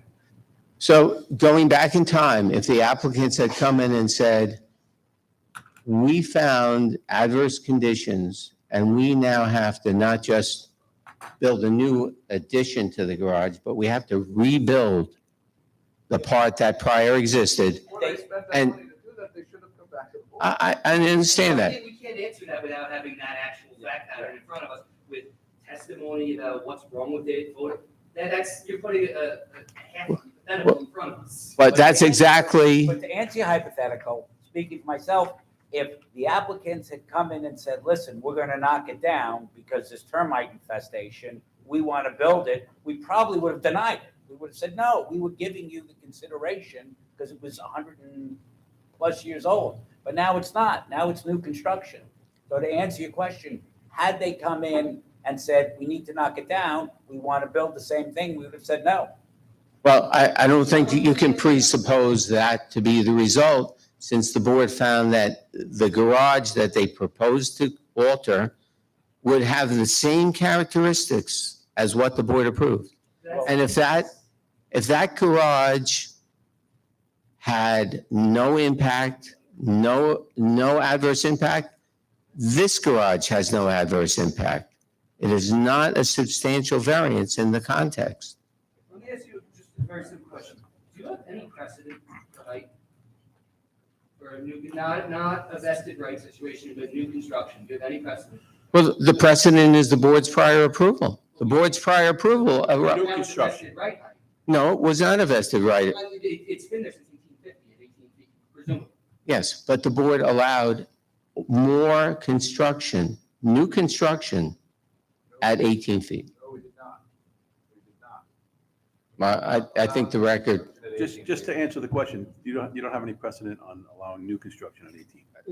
not in this vicinity, no. Can I make a suggestion? You have other witnesses. I think we get the issue. I think you've made a very good presentation, and we've sparred. It was interesting.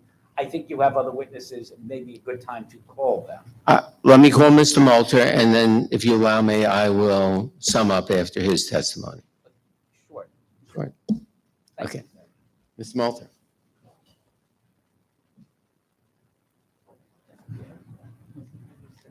And please assume we understand the facts of this. Give your name and address. Edward Moulter, 700 Lakeland Avenue, Suite 2A1, Bohemia, New York, 11716. Molter. So I worked for the architect of record on this project. I presented the 2020 case or 2021 case in front of you guys. We're here tonight. The original survey that was originally submitted to the town apparently had some inaccuracies in it. When we submitted 3 building permits. We submitted a permit for the detached garage, submitted a permit for expansion on the house, and submitted a permit for the pool. At the town's request, they wanted us to divide the applications from the house and the detached garage. So we did that. We divided out the garage first. The garage permit got permitted before the house. And then as we were trying to get our ducks in a row to get the house permit approved, Tanner Gonzalez made a request that we would get a new survey.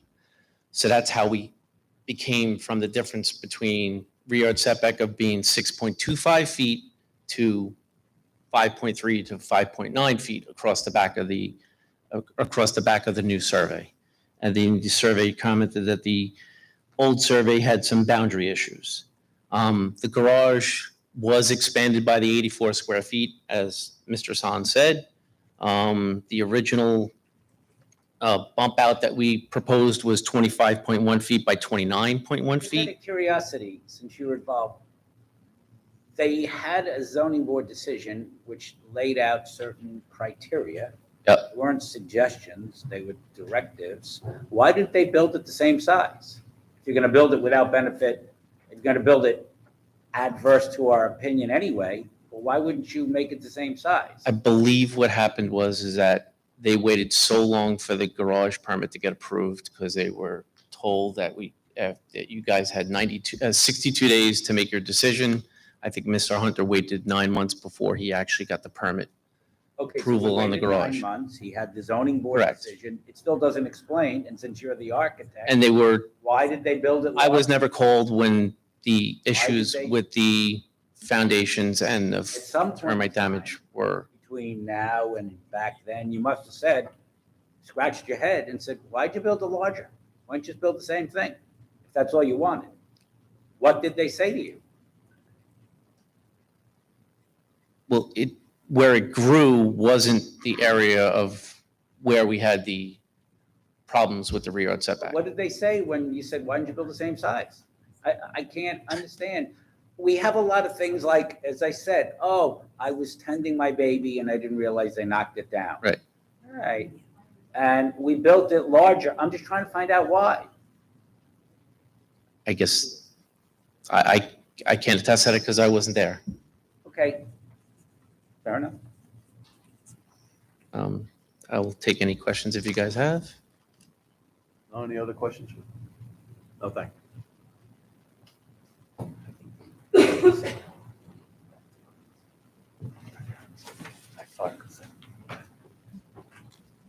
So let me address a couple points. First, as to why it was larger. Just before you do, I'm sorry, is there anyone else you'd like to testify? No. Okay. No, thank you. As to why it was larger, there's no particular one factor. It was just simply the fact that as the foundation, as I understand it, was being poured and located on the property and the change to the survey, even a change of a couple feet where the foundation was poured accounts for that differential, plus the change in the setback based on the new survey. So when you look at the perimeter of the garage, that accounts for the differential. But in essence, from a practical standpoint, it's no different in terms of impact than the garage that would have been built. So that's number one. Number two is, I think, as the board considers the application and you have the history of the application, the rule enunciated by the courts over and over again, and we can submit memo of law on this additionally, is that substantiality is not a numerical formula. Substantiality is based on the context of an application. And so even if this is considered, whether it's 4 feet more than the prevented height or 0.2, this is not a substantial variance given the context of the application, the setbacks, the location, and the fact that there is no adverse impact on any adjoining owner or on the community. Unless there are any other questions, I appreciate the board's time and your consideration. Do you want to make submissions prior to us? I'm pretty sure we're going to reserve the decision. Do you want to make submissions? Do you want some time to make submissions prior to that? I think we would appreciate that, Mr. Sullivan. We have 62 days to make a decision. How long do you want to make submissions? I think we could have that within 21 days. All right, so we'll give you 3 weeks. Our 62 days will start from after your submissions are in. Absolutely. Okay. Thank you so much. Yeah. Is there anyone else who'd like to be heard in this application? Yeah, sure. Deirdre, what do you think? Beat me to it. It's changed a lot since we first saw it. The rear yard changed, and that could have been a discrepancy, but there's a building height leash that shows that the structure is like 5.9, so I'm not sure, through the survey where they were at 6 point something. So that's, I'm just like, the consistency and the fact that when you granted it, the idea was also that the new addition would keep the 10-foot rear yard. That was actually the decision. Now it's not, it's closer. And that's because of like also all the discrepancies that keep kind of coming up. The dimensions for that addition might have also been different. Got the plot plan that notes it as a 41-foot wide of in-depth addition. Now they're proposing 44, 45. So it's just a lot of inconsistencies where Maybe they'll address that in some of the submissions also, besides what was put on the record today. Yes, we will. Thank you. I'll make a motion to reserve decision. Second. All in favor? Aye. Thank you again. Have a good evening. We'll give you 3 weeks to make the submissions. Is that okay, Dan? 3 weeks for submissions? Sure. Thank you. Have a good night.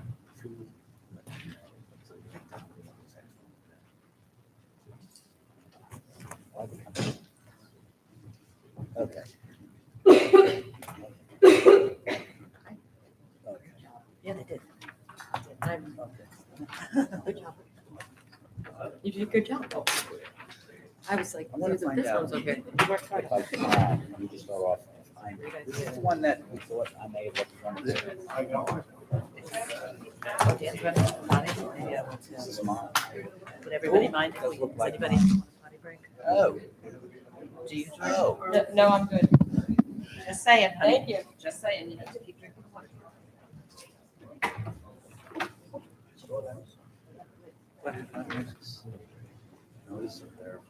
Welcome back, Ed. Oh, yes. Yeah. Yep.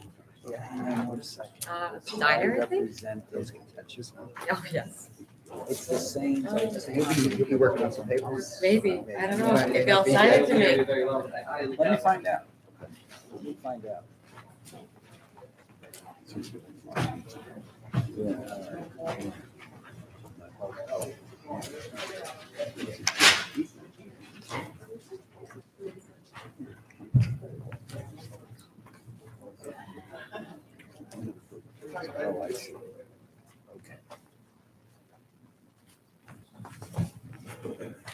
We're just taking a recess for a few minutes. Yeah. I don't.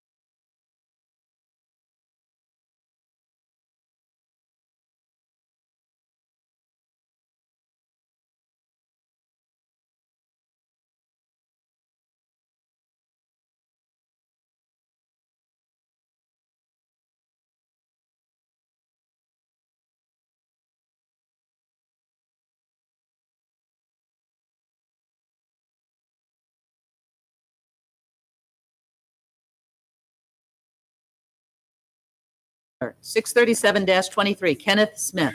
Permission to erect two-story dwelling on lot having width of 92 feet instead of required 150 feet and lot area of 23,000 square feet instead of required 40,000 square feet, leaving side yards of 24 feet instead of required 25 feet and total side yards of 48 feet instead of required 60 feet.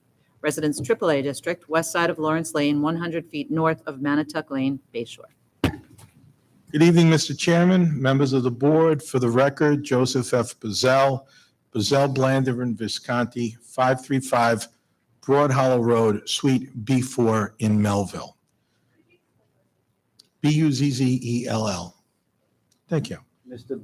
Buzzell, before you go any forward, I just want to get some clarification because I'm looking at a notice of verified petition from August 17th of 1999, and I represented the petitioners, Vincent Messina represented the town, and I don't remember a thing about this case. It was 24 years ago, but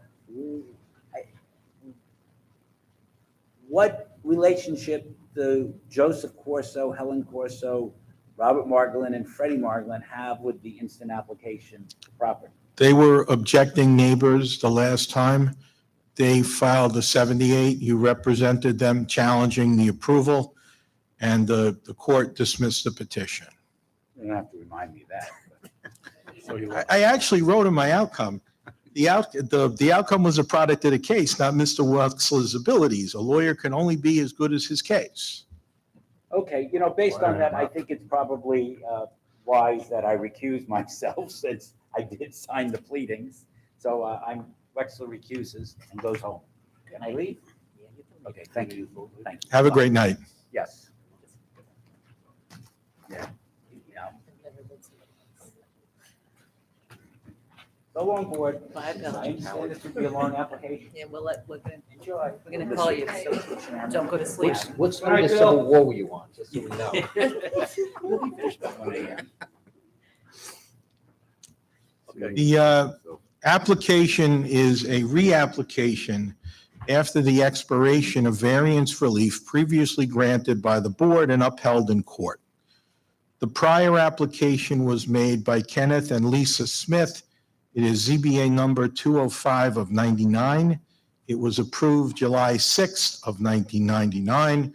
Mr. Smith now owns the property solely on his own. Litigation ensued. Corso and Margolin versus Shire, Suffolk Index 99-17289. Justice Underwood upheld the approval and dismissed the petition. No appeal was taken. For the record, I have copies of the prior approval and the court decision. Is there anything different from this application from the original one? Side yard variances were not requested the last time round. The only additional, That's the only thing that's different. the side yard that's in the call? Yes, the original application sought a small box house. The lot area is exactly the same. The lot width is exactly the same. On those issues, the prior approval and court decision are res judicata. On the side yard, no relief was applied for the last time round. So nothing was approved or denied. It's fresh. So other than what was originally approved back in 1999, the only addition is the 24-foot versus the 25-foot side yard. And the aggregate side yard, And the aggregate. right. And just so the board understands, but that was a subdivision application, so that also allowed the existing house to remain. Correct. The subdivision was approved. The existing house remains on the other lot created by that subdivision. This is a separate and independent parcel at this time. So my other question would be, how are these two properties different now than they were in 1999? What's the difference? What's there? This is still a vacant lot. Still they're the same? It's still the same, correct. And the other piece was what number? It was adjacent to the north. 14? I can't see that. 12? Do you want to look at the? Yeah, sure.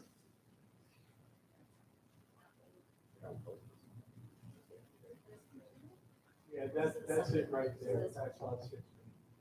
Okay. That lot had a house. Variance relief was granted for the lot, frontage and lot area, but also concerning the existing house located on that parcel. The subdivision was completed. The two lots are separate and independent. This lot exists as as a legal lot, independent from all other lots. The variance relief, however, expired because no new house was ever built. Mr. can I just ask you a quick question? Sure, you can ask me a slow one if you want. Mr. Smith, do they own a bus company? No, I don't believe they ever did. No, Mr. People with the same exact name.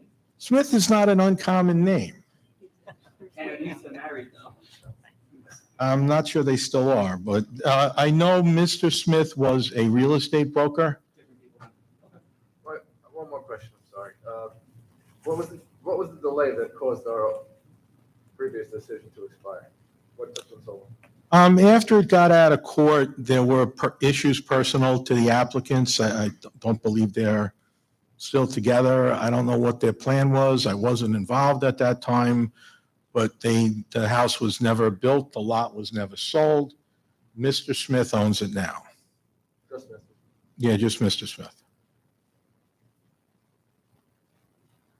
And I guess it's a good time to correct.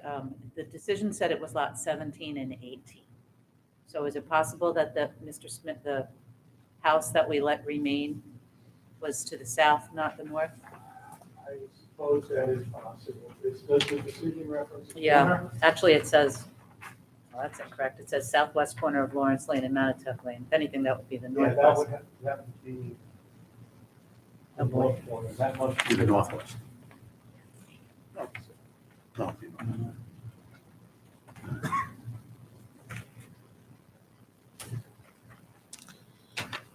The property's on the southwesterly side of Lawrence Lane, 100 feet north of Matatuck in Bay Shore.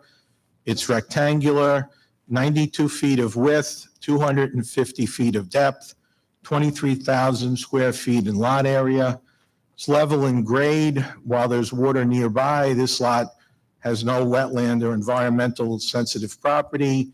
DEC is not required. It's in the Southwest Sewer District and it's vacant. It's about a block and a half south of the Main Street corridor, just west of downtown Bay Shore. Houses across Lawrence back up to Lawrence Lake. Matatuck Lane crosses the water and separates Lawrence Lake from the inlet to the Great South Bay. If we look at the prior decision, the board said things that are interesting. The planning department revealed to the board that all of the lots on the surrounding map are substandard to the current ordinance. Basically, this neighborhood is now zoned AAA, but it was developed AA.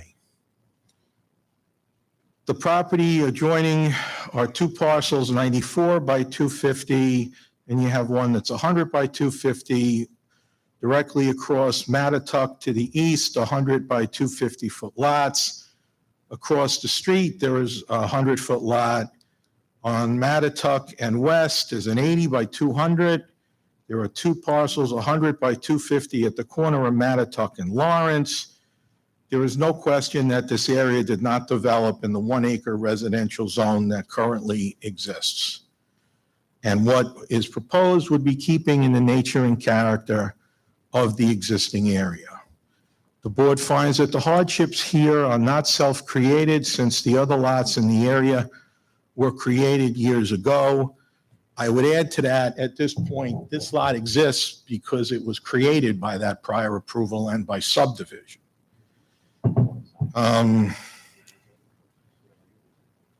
We have a AAA area developed to AA standards. One house would not hurt this community. The width at 92 feet is the exact same as the prior approval. The lot area is the exact same as the prior approval. The prior approval and the court decision are res judicata on those issues. It meets the front yard setback. It meets the rear yard setback. In fact, it has 148 feet of rear yard when 40 feet is required. It meets the FAR. It meets the height. It meets the parking.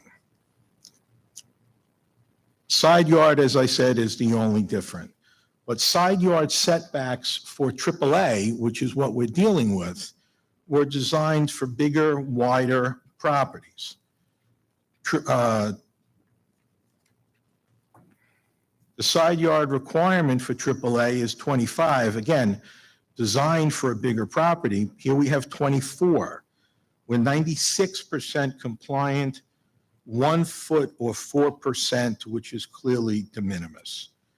The side yards are based on a parcel 150 feet wide. We have 92 feet in width based on the prior approval by this board upheld in court, which is in character with the neighborhood. Double A side yard requirements, and the board clearly references double A in its decision, is an 18-foot requirement. Here we have 24, so we actually exceed the double A requirements. Turning to aggregate, the aggregate is 60 feet, but that presumes a 150-foot lot. Here we have 48. The neighborhood is developed double A, later zoning was superimposed over that. So the aggregate side yard becomes higher on paper. Doesn't change the character of the neighborhood. The aggregate side yard for double A is 36 feet. We have 48.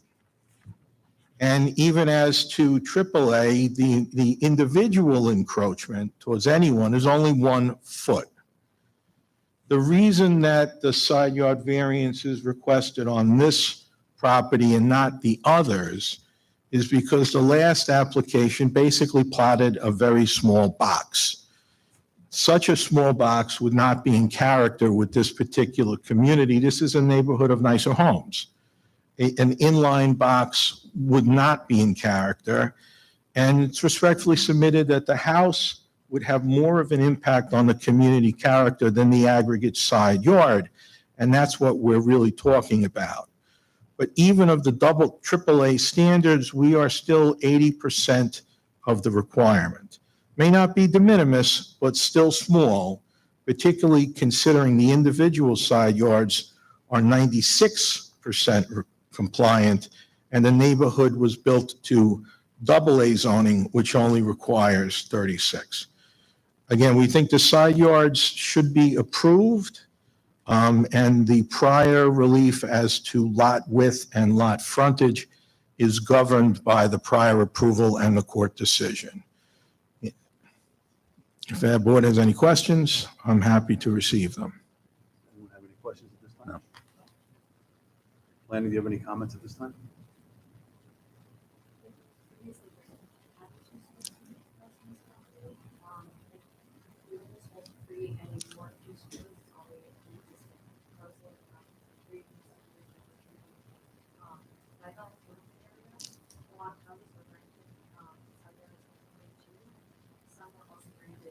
Below 16 and 15.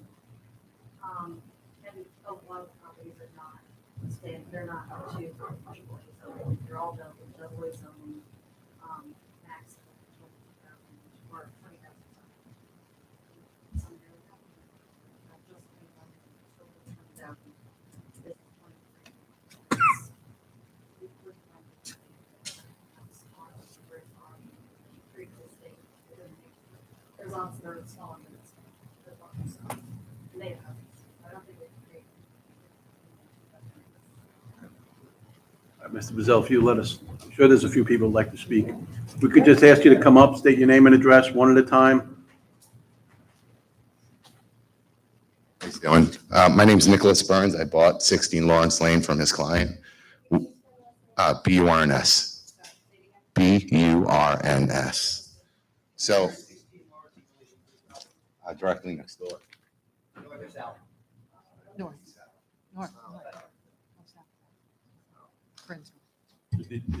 So in order to buy this house. One second, sir. Yeah. Was his parcel then the one that was subdivided? Yes. Okay. So in order to buy this house, his client asked me to sign a variance that I wouldn't contest, which was from the street to his front door. nothing to do with the side yard. So we would have never have spent, you know, $850,000 on a home that we were lied to about, that, you know, there's going to be a certain distance. I have a 5-year-old daughter whose bedroom faces that property. I do not need some 2-story monstrosity facing down into her bedroom. I just don't need it. And she, you know, everyone keeps bringing up AA. It's AAA. AA was then. This is now. Like, you can play this game all you want. That was 20 years ago. Like, this has to be treated as a AAA neighborhood. We pay a tremendous amount of money in taxes, like tremendous. And this guy should have done this 20 years ago when he had the opportunity. He missed it. So why are we breaking rules for this guy? Like, he's not going to live there. He's going to flip the home. So for her to say that, for instance, it's not going to affect the integrity of the neighborhood, it absolutely is. There's no rules being broken. I'm not saying there's rules being broken. There's just right or wrong. You just said that. The rules aren't being broken. He has the right to reapply. He could reapply all he wants. I understand. I'm just saying, though, he had his opportunity, right? And then it expired. He didn't do it.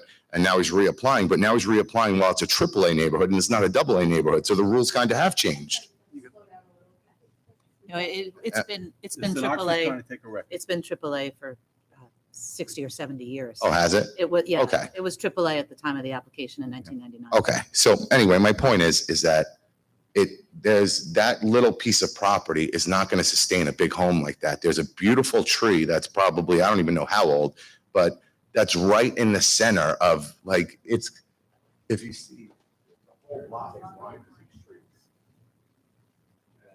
And there's one right there, which is 16. The one with the blue lines around it. That's a subject parcel. That's it. So right in the front of the street, you know, like.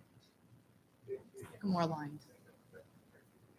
The amount of money between the passes. Yeah, you have to understand that. He shouldn't address Right. She made a comment, I'm making a But comment, I'm addressing She's her. asking for information. All right, She's not I asking for apologize. argument. I'm Okay, you're not addressing going to the go board. far that way. I'm not Listen, trying to go far. You I'm also have just to trying be honest. understand, there's been a New York State Supreme Court judge who agreed that, you know, this was not an outrageous application. So I would be careful with the way I'm addressing this, okay? We're here to listen to your I have freedom of concerns. speech just like anybody else. I can address it any way I And we're please. letting you speak, sir. We're letting you speak, okay? But let's have a little decorum here, okay? I have a 5-year-old daughter. I understand that. And I her have a daughter bedroom is too. right there. We will, if you would like to see this piece of paper that I was asked to sign and led to believe that there would be no question, this is the only variance he was going for. Sir, I can't sit here and say who advised you to sign a piece of paper. No, I'm That's not saying between you anyone and him. advised him. I'm saying this is what his. Yeah. Right. All right, go ahead. We're here to hear your complaints about the application. And we're here to listen, and you're going to have your time to speak, but I don't know what happened between you and him. This is not a trial. This is your chance to present your opposition to this application, and then we have to look at the law and make a decision. That's all that's going to go on here tonight. Okay, so please continue. I guess, all right, so I oppose the distance between my house and his house. Right. As short as it may be, it's a very big concern of mine, for sure. I understand setbacks are generally a concern of the neighbor, and I have 3 when young they children. when they come here to express their opposition, we listen to that. That is a factor that we consider. It's just, it's frustrating, you know, because like I said, everyone pays a ton of money to live in this neighborhood and then to. I owned a house on Windsor Avenue. I'm Yeah, familiar so with the you neighborhood. understand. So then to So- squeeze this house and I'm directly next door, it's tough. People pay money to live in every neighborhood. We have to consider that, but we're here to listen to what your objections are. Okay. My objections are the distance from the fence to his house and how close his house will be to mine, the side yard. And like I said, you know, regardless of who asked me to sign anything, I'm just saying, this was asked when we bought the home. This was, he explained through his attorney that this would be the only variance that they were going for. That's between you and him, sir. That's not, Right. So then this paper means nothing? not to us. Not to you, okay. All right. I'm sorry. So who does it mean something to? Like who is, nobody? Well, I mean, you could, Not to us. you could go to court and try, if you have some cause of action, I'd go talk to a lawyer, but the zoning board doesn't get involved in what you agreed to with Mhm. another homeowner. So the minimum setback required between your property and the new house is 25 feet. Mhm. They're asking for 24. Mhm. I'm just going to hazard a guess that the builder would probably be willing to make it 12 inches narrower. Would you, is that all you're opposed to, or? I mean, I'm opposed to the whole thing. The neighborhood's beautiful. Like, it's not gonna fit. It's not gonna, it doesn't, it won't. When did you buy the house? I just did. June 2nd, we closed. Beneficiary of this being subdivided, because you got the house on the other property. Why, how am I a beneficiary? I purchased it. The other house. Wasn't given to me. You bought the house, the subdivision. I did, yes. Subdivided, you benefited from that by buying the house on the subdivided property.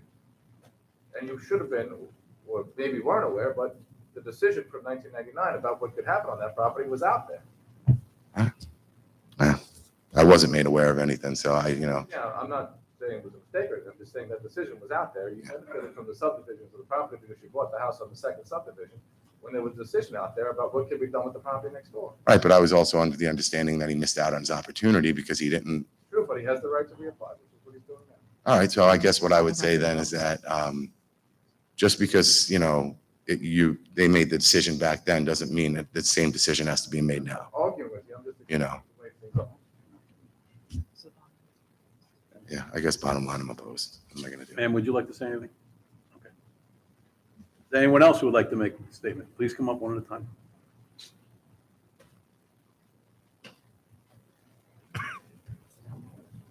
Yes, my name is William Wheeler. I live at 19 Lawrence Lane in Bay Shore.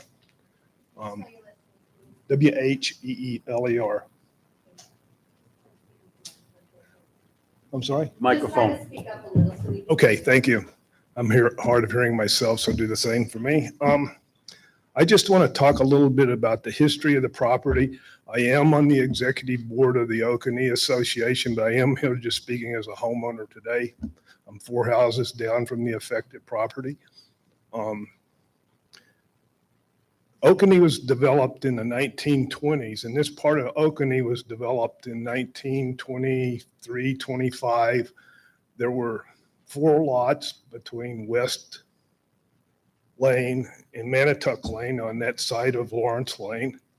They couldn't get 4 100-foot lots in there, so 2 of them are substandard. There was a separate lot. At some point, the person that owned the corner lot at 16 Lawrence combined the properties. I think that was Horace Newland, I think. And that was done, I'm sure, before 1950. In 1962, Islip made it a AAA zoning, and you had a property that met all the AAA requirements. But why did you let them break it apart? I don't understand that. You did that in 1999. We're 60 years into this, and you're still treating us as a non-AAA zone. I don't agree with that. It will affect the character of our neighborhood, as we have plane trees, and you have a plane tree there, and I urge you, if you approve it, single out and make sure he doesn't destroy it. Okay, thank you. Thank you. Anybody else, please come up one at a time.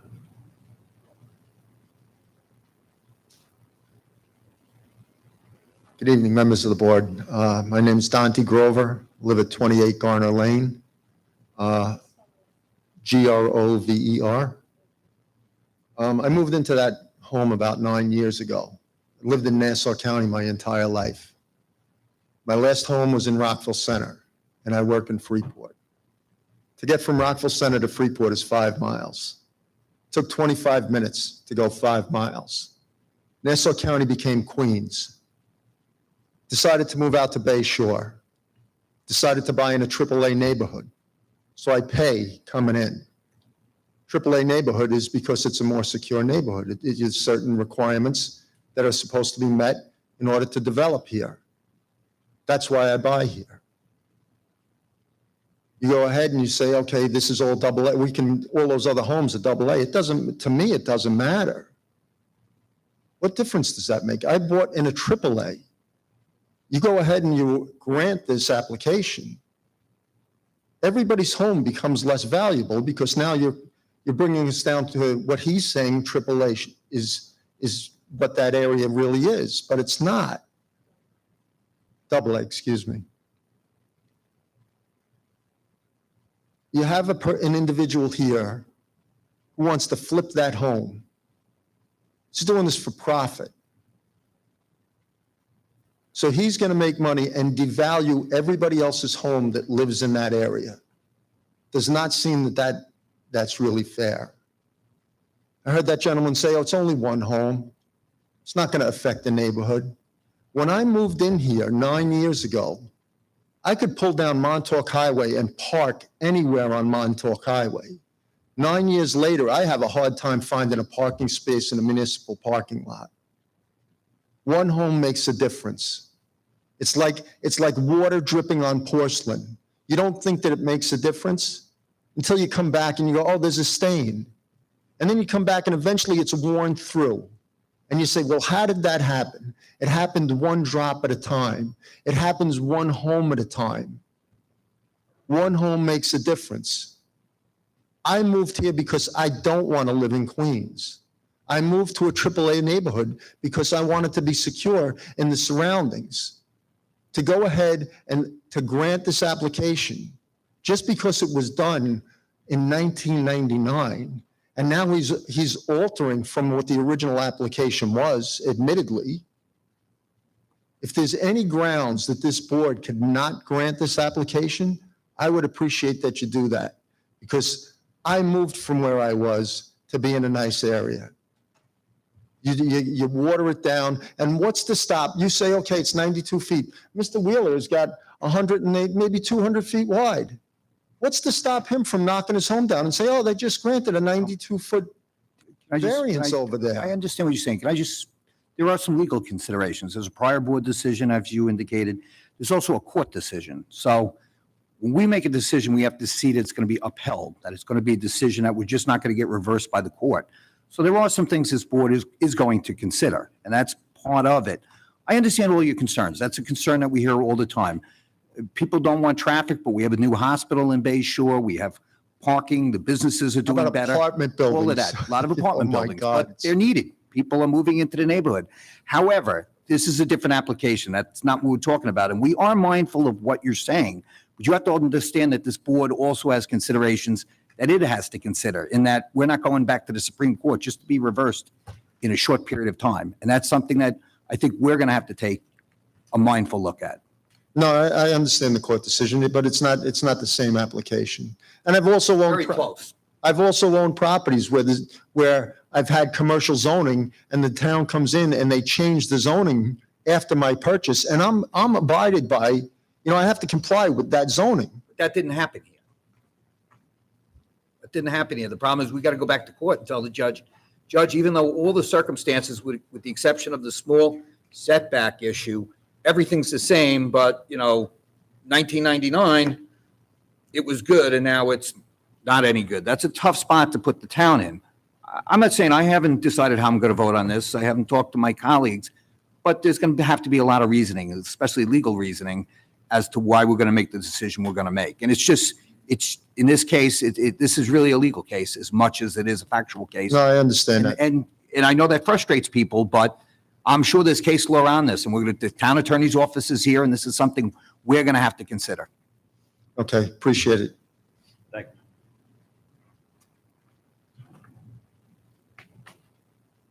you. Good evening, board members. My name is Rich Gonzalez. I live on 12 Lawrence Lane, north of the property in question. Gonzalez. The first name is Richard. Me and my wife have been at that property now for 20 years. And just like Bill Wheeler brought up, and as you could see, the attendance of our neighbors shows that this is a very serious a situation that we're constantly thinking about. And one thing, the history of Okanee that's been around for 100 years is that Charles Lawrence, who developed Okanee, wanted two things: a vision and standards. And one thing that goes with Okanee is that not only do you buy the land, you get a deed, but you get what's called covenant and restrictions. And that's something very important that the Okanee Association has always, over 100 years, made sure that is enforced. So you buy the land and the covenant restrictions goes with it. So I'd just like to read something that was brought by our president that Bob Foreman wrote in 2024 in regards to the covenant and restrictions. And this is what we had to say. 2004, sorry, sorry, 2004.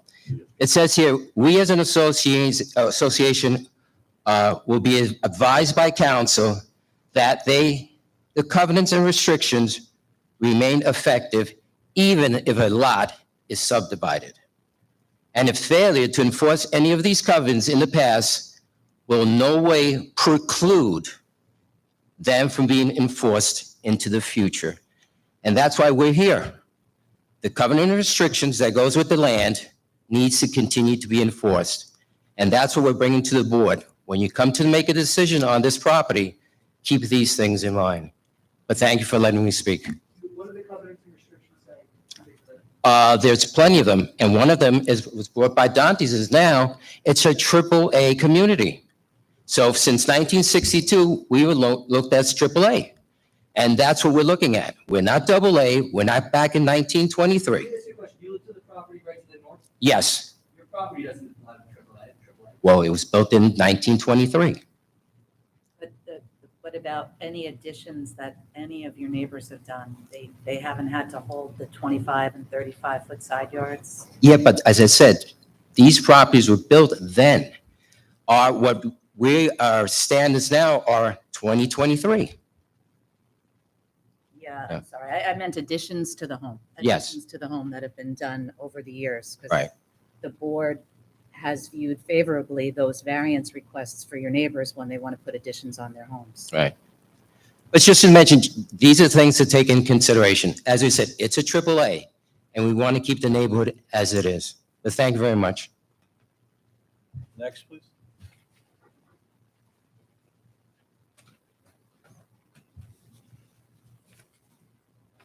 Hi, my name is Virginia Bromberg. That's Bromberg.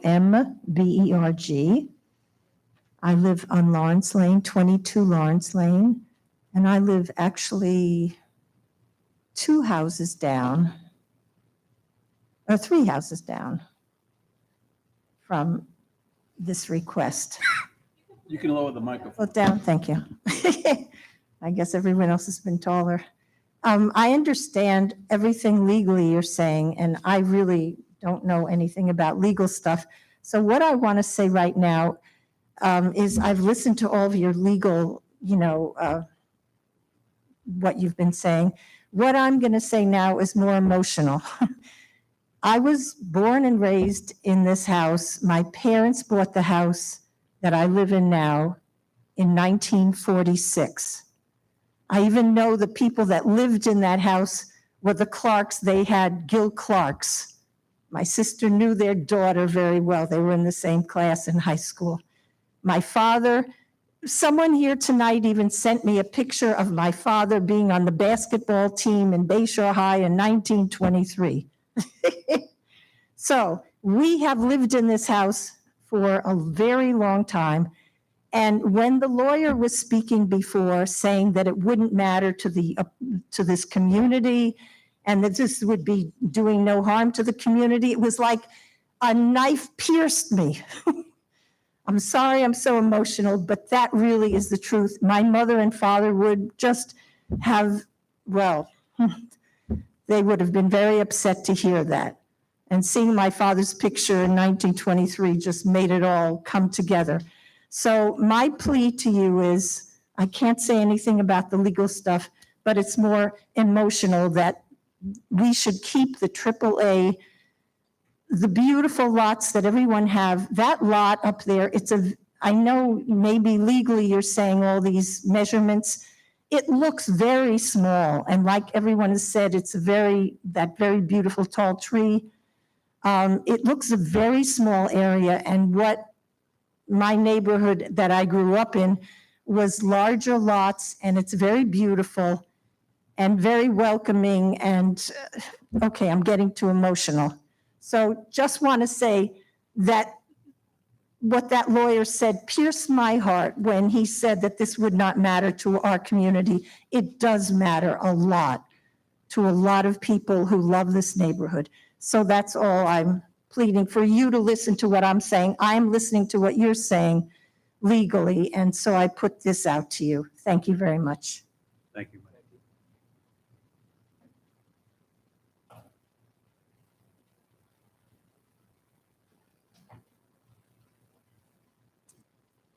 Hello, my name is Elizabeth Suda. I live at 7 Lawrence Lane. I am also a neighbor. Yes, it's SUDA, S as in Sam. I grew up in Brightwaters and I lived in Brooklyn for many years and luckily other parts of the world. And I've come back to Bayshore, beloved Bayshore. And I grew up riding my bike down these streets, and it was always a dream to perhaps one day own one of these magnificent houses. And that dream became a reality, and I have a 5-year-old daughter and a 10-month-old son, and the idea of raising them in a place with green and trees and nature around is incredibly valuable. And I fully understand everything that everyone has said legally, but what's the point of having AAA zoning if the new standards aren't matched to that zoning? So I would just like to respectfully request that you deny this variance request. Thank you. Sir?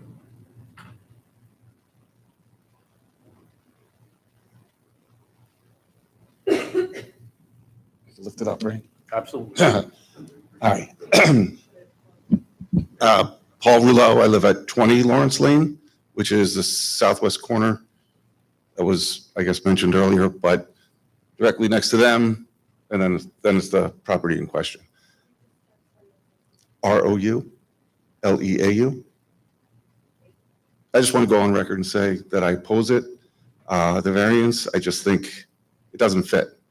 And if you get a chance, drive by the spot, you'll see they have 3 young kids. They're just moving in, this fully blindsided. And I've lived there, I guess, 17 years. And over those 17 years, Ken had mentioned to me, I guess on a couple of occasions, that he was really upset that he couldn't build there. So I was surprised to find out that there was an approved variance. I don't know why. I don't know if that has anything to do with anything, but he said he couldn't, to me. But anyway, that's it. I just wanted to express my concern. Thank you. Sir?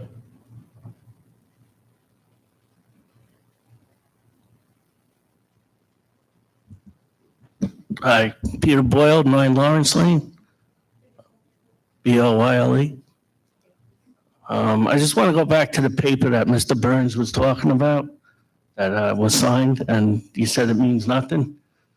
If I, right, but if I remember right, I think the owner before him had there's a house sold another time, and that the person who was purchasing the house actually sold their house to move in there, and this guy pulled the deal right out from under him. So, I mean, they're trying to raise a family in the neighborhood, you know? I mean, like they said, you know, I respectfully hope you deny it also. That's all.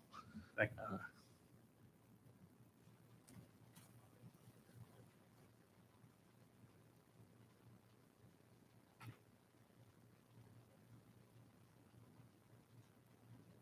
you. Good evening. Sean Rooney, 46 West Lane. Rooney, Rooney. Thanks. So I got to thinking, as I'm looking around the room, for all of the people here, including myself, just about every single person has a house that was built in the 20s. So when these homes were built, and it came to mind, is I was thinking about the 18.2 feet that you guys were discussing earlier on a property and how much of a difference that is. So these, currently, it is rated AAA. Legally, I'm sure it's been divided a few times before. However, the bulk of the homes, if not all of the homes for the most part, are from the 20s. And at some point, the board chose to violate the AAA zoning by allowing that subdivision to a smaller AA zoning lot, if I'm not correct. But most of the homes, if I think back on Lawrence Lane, go back to the 20s. So at some point, that violation occurred with the board's approval.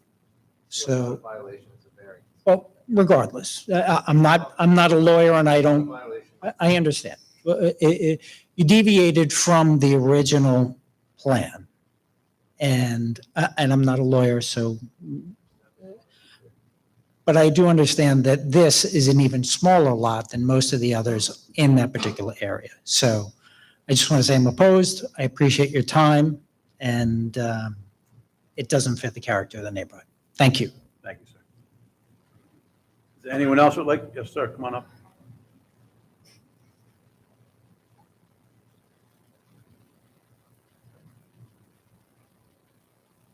Hello, I'm Hugh Isleib, Isleib. I'm at 61 West Lane. I'm an architect and am involved with the board when it comes to architectural reviews. So I guess part of me is concerned or questioning why we're even looking at a variance when, as an architectural review, part of his requirements as the landowner is to give us the documents, the drawings for what he is planning on building. So I'm kind of confused that we're giving a blank side yard approval for something that we don't know what it is, other than it's a box and it's 2 stories. And I think that makes it that much more difficult to try to review something. If he's looking at drawings from the previous approval, the building codes have changed, so that house can't even be built the way it's been drawn. And that's the first I'm seeing something of drawings, but he has not submitted the drawings to the homeowners association for review at this point in time. So I would ask at the minimum that this be tabled until we've been given drawings to review them and make our comments. So that's between him and the homeowners association. That's not. Well, but again, part of our review process is then for us to either give a favorable comments to you as a homeowners association, whether it is or not. This is what we've done in the past. So I'm just saying that, again, there's something that's been going on that should have been taken care of that he did not do. So I'm not in favor of, at this point, since we really don't know what it is his plans are. Sorry, just one, he did submit drawings to us, how his situation with the homeowners association, unfortunate as it may be. Yeah, I mean, Nothing to do with us. We don't have an architecture. I understand that. I'm just expressing, I'm telling you what it is, because multiple homes have gone up in our neighborhood and we've reviewed the documents and before you, and have said Still so. subject to that, sir. Pardon? I Yeah, would assume this is still subject. yeah. And you can That's get fine. these, you just have them filed with the town, these can be foiled. That's fine, but again, we were unaware of, actually, nobody was I don't think aware a of this decision's going gonna be on. made tonight, so No, I know. That's why I'm just letting you know that this is you'll have what's going time on. to review them and make Yeah. whatever presentation you want to Yep. make. Sure. So can I Thank ask you. you a question? Okay. So you said you're on Sure. the Oconee Community Association, Right. you're on the Architectural Review Right. Committee? Right. I'm just curious how it works because we have approved additions in Oconee. No, you have. And typically what happens, again, through our covenants and bylaws, we do have this group and we do review them for, again, we have a list of requirements or requests from a design standpoint. It's a design issue. Yes, we have to follow, obviously, building department and zoning requirements and so on and so forth. So we're just looking at it to make sure that, things are following a certain set of view for the neighborhood. We would obviously love not to see vinyl siding, but it occasionally, understandably happens. But things like this is what we do. And again, part of it is so that when something like this comes up, we're able to tell the board, the homeowners association is in agreement, we're happy with it. I just don't recall Yeah. having heard that on many of the additions that we've approved. No, we've been, since the bylaws, we're part of the original bylaws for Oconee is the architectural review. Anyway. Thank you.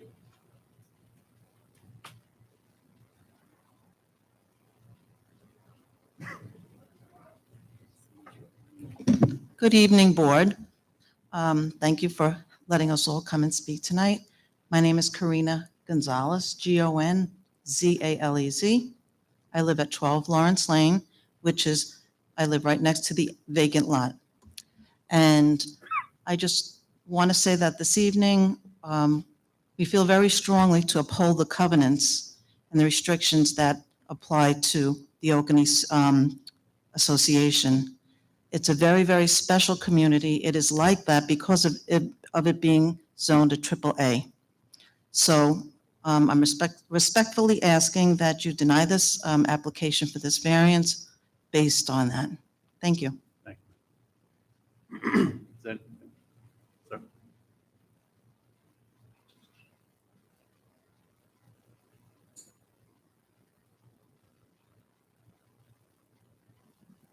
Good evening, Board. Michael Healy, 31 West Lane, Healy.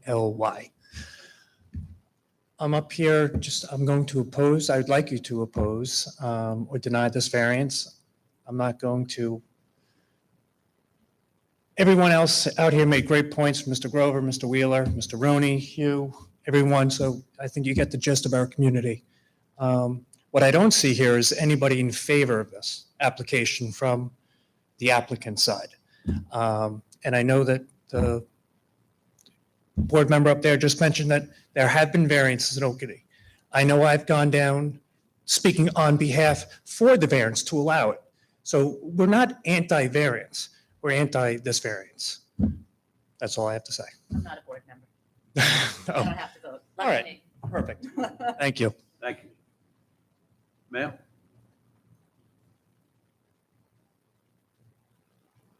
Hi, good evening. My name is Lauren Popis, Poupis. I'm at 43 Lawrence Lane. I'm here to also oppose the variance. We are in a AAA zone neighborhood, and we would like to uphold that. Thank you for your time. Thank you. Is there anyone else who would like to make a comment? Brazell. Well, we'll go with Mr. Brazell, you want to say anything? I think the board has a good understanding of the case.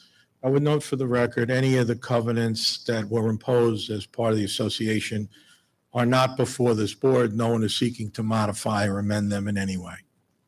Okay, thank you, sir. Thank you, sir. All right. With that, I'll take a motion to adjourn. I'll second that. All in favor? Aye. Thank you. It's been resolved. Have a good night. Thank you, sir. Now you have some research to do.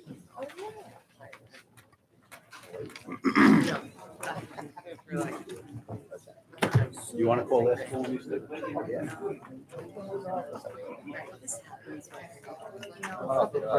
No.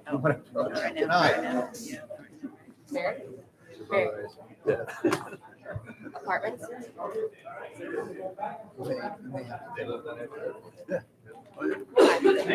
Huh? No. Let's just do the IT guy go home. Okay. We're off? Okay, everybody, we have 12 accessory apartments to renew for a period of 3 years. Thank you. 12 accessory apartments to review for a period of 3 years. Motion in Colia, second by Sullivan. Okay, thank you, that's a wrap. All right, I'll see everyone next week. Bye, Jordan.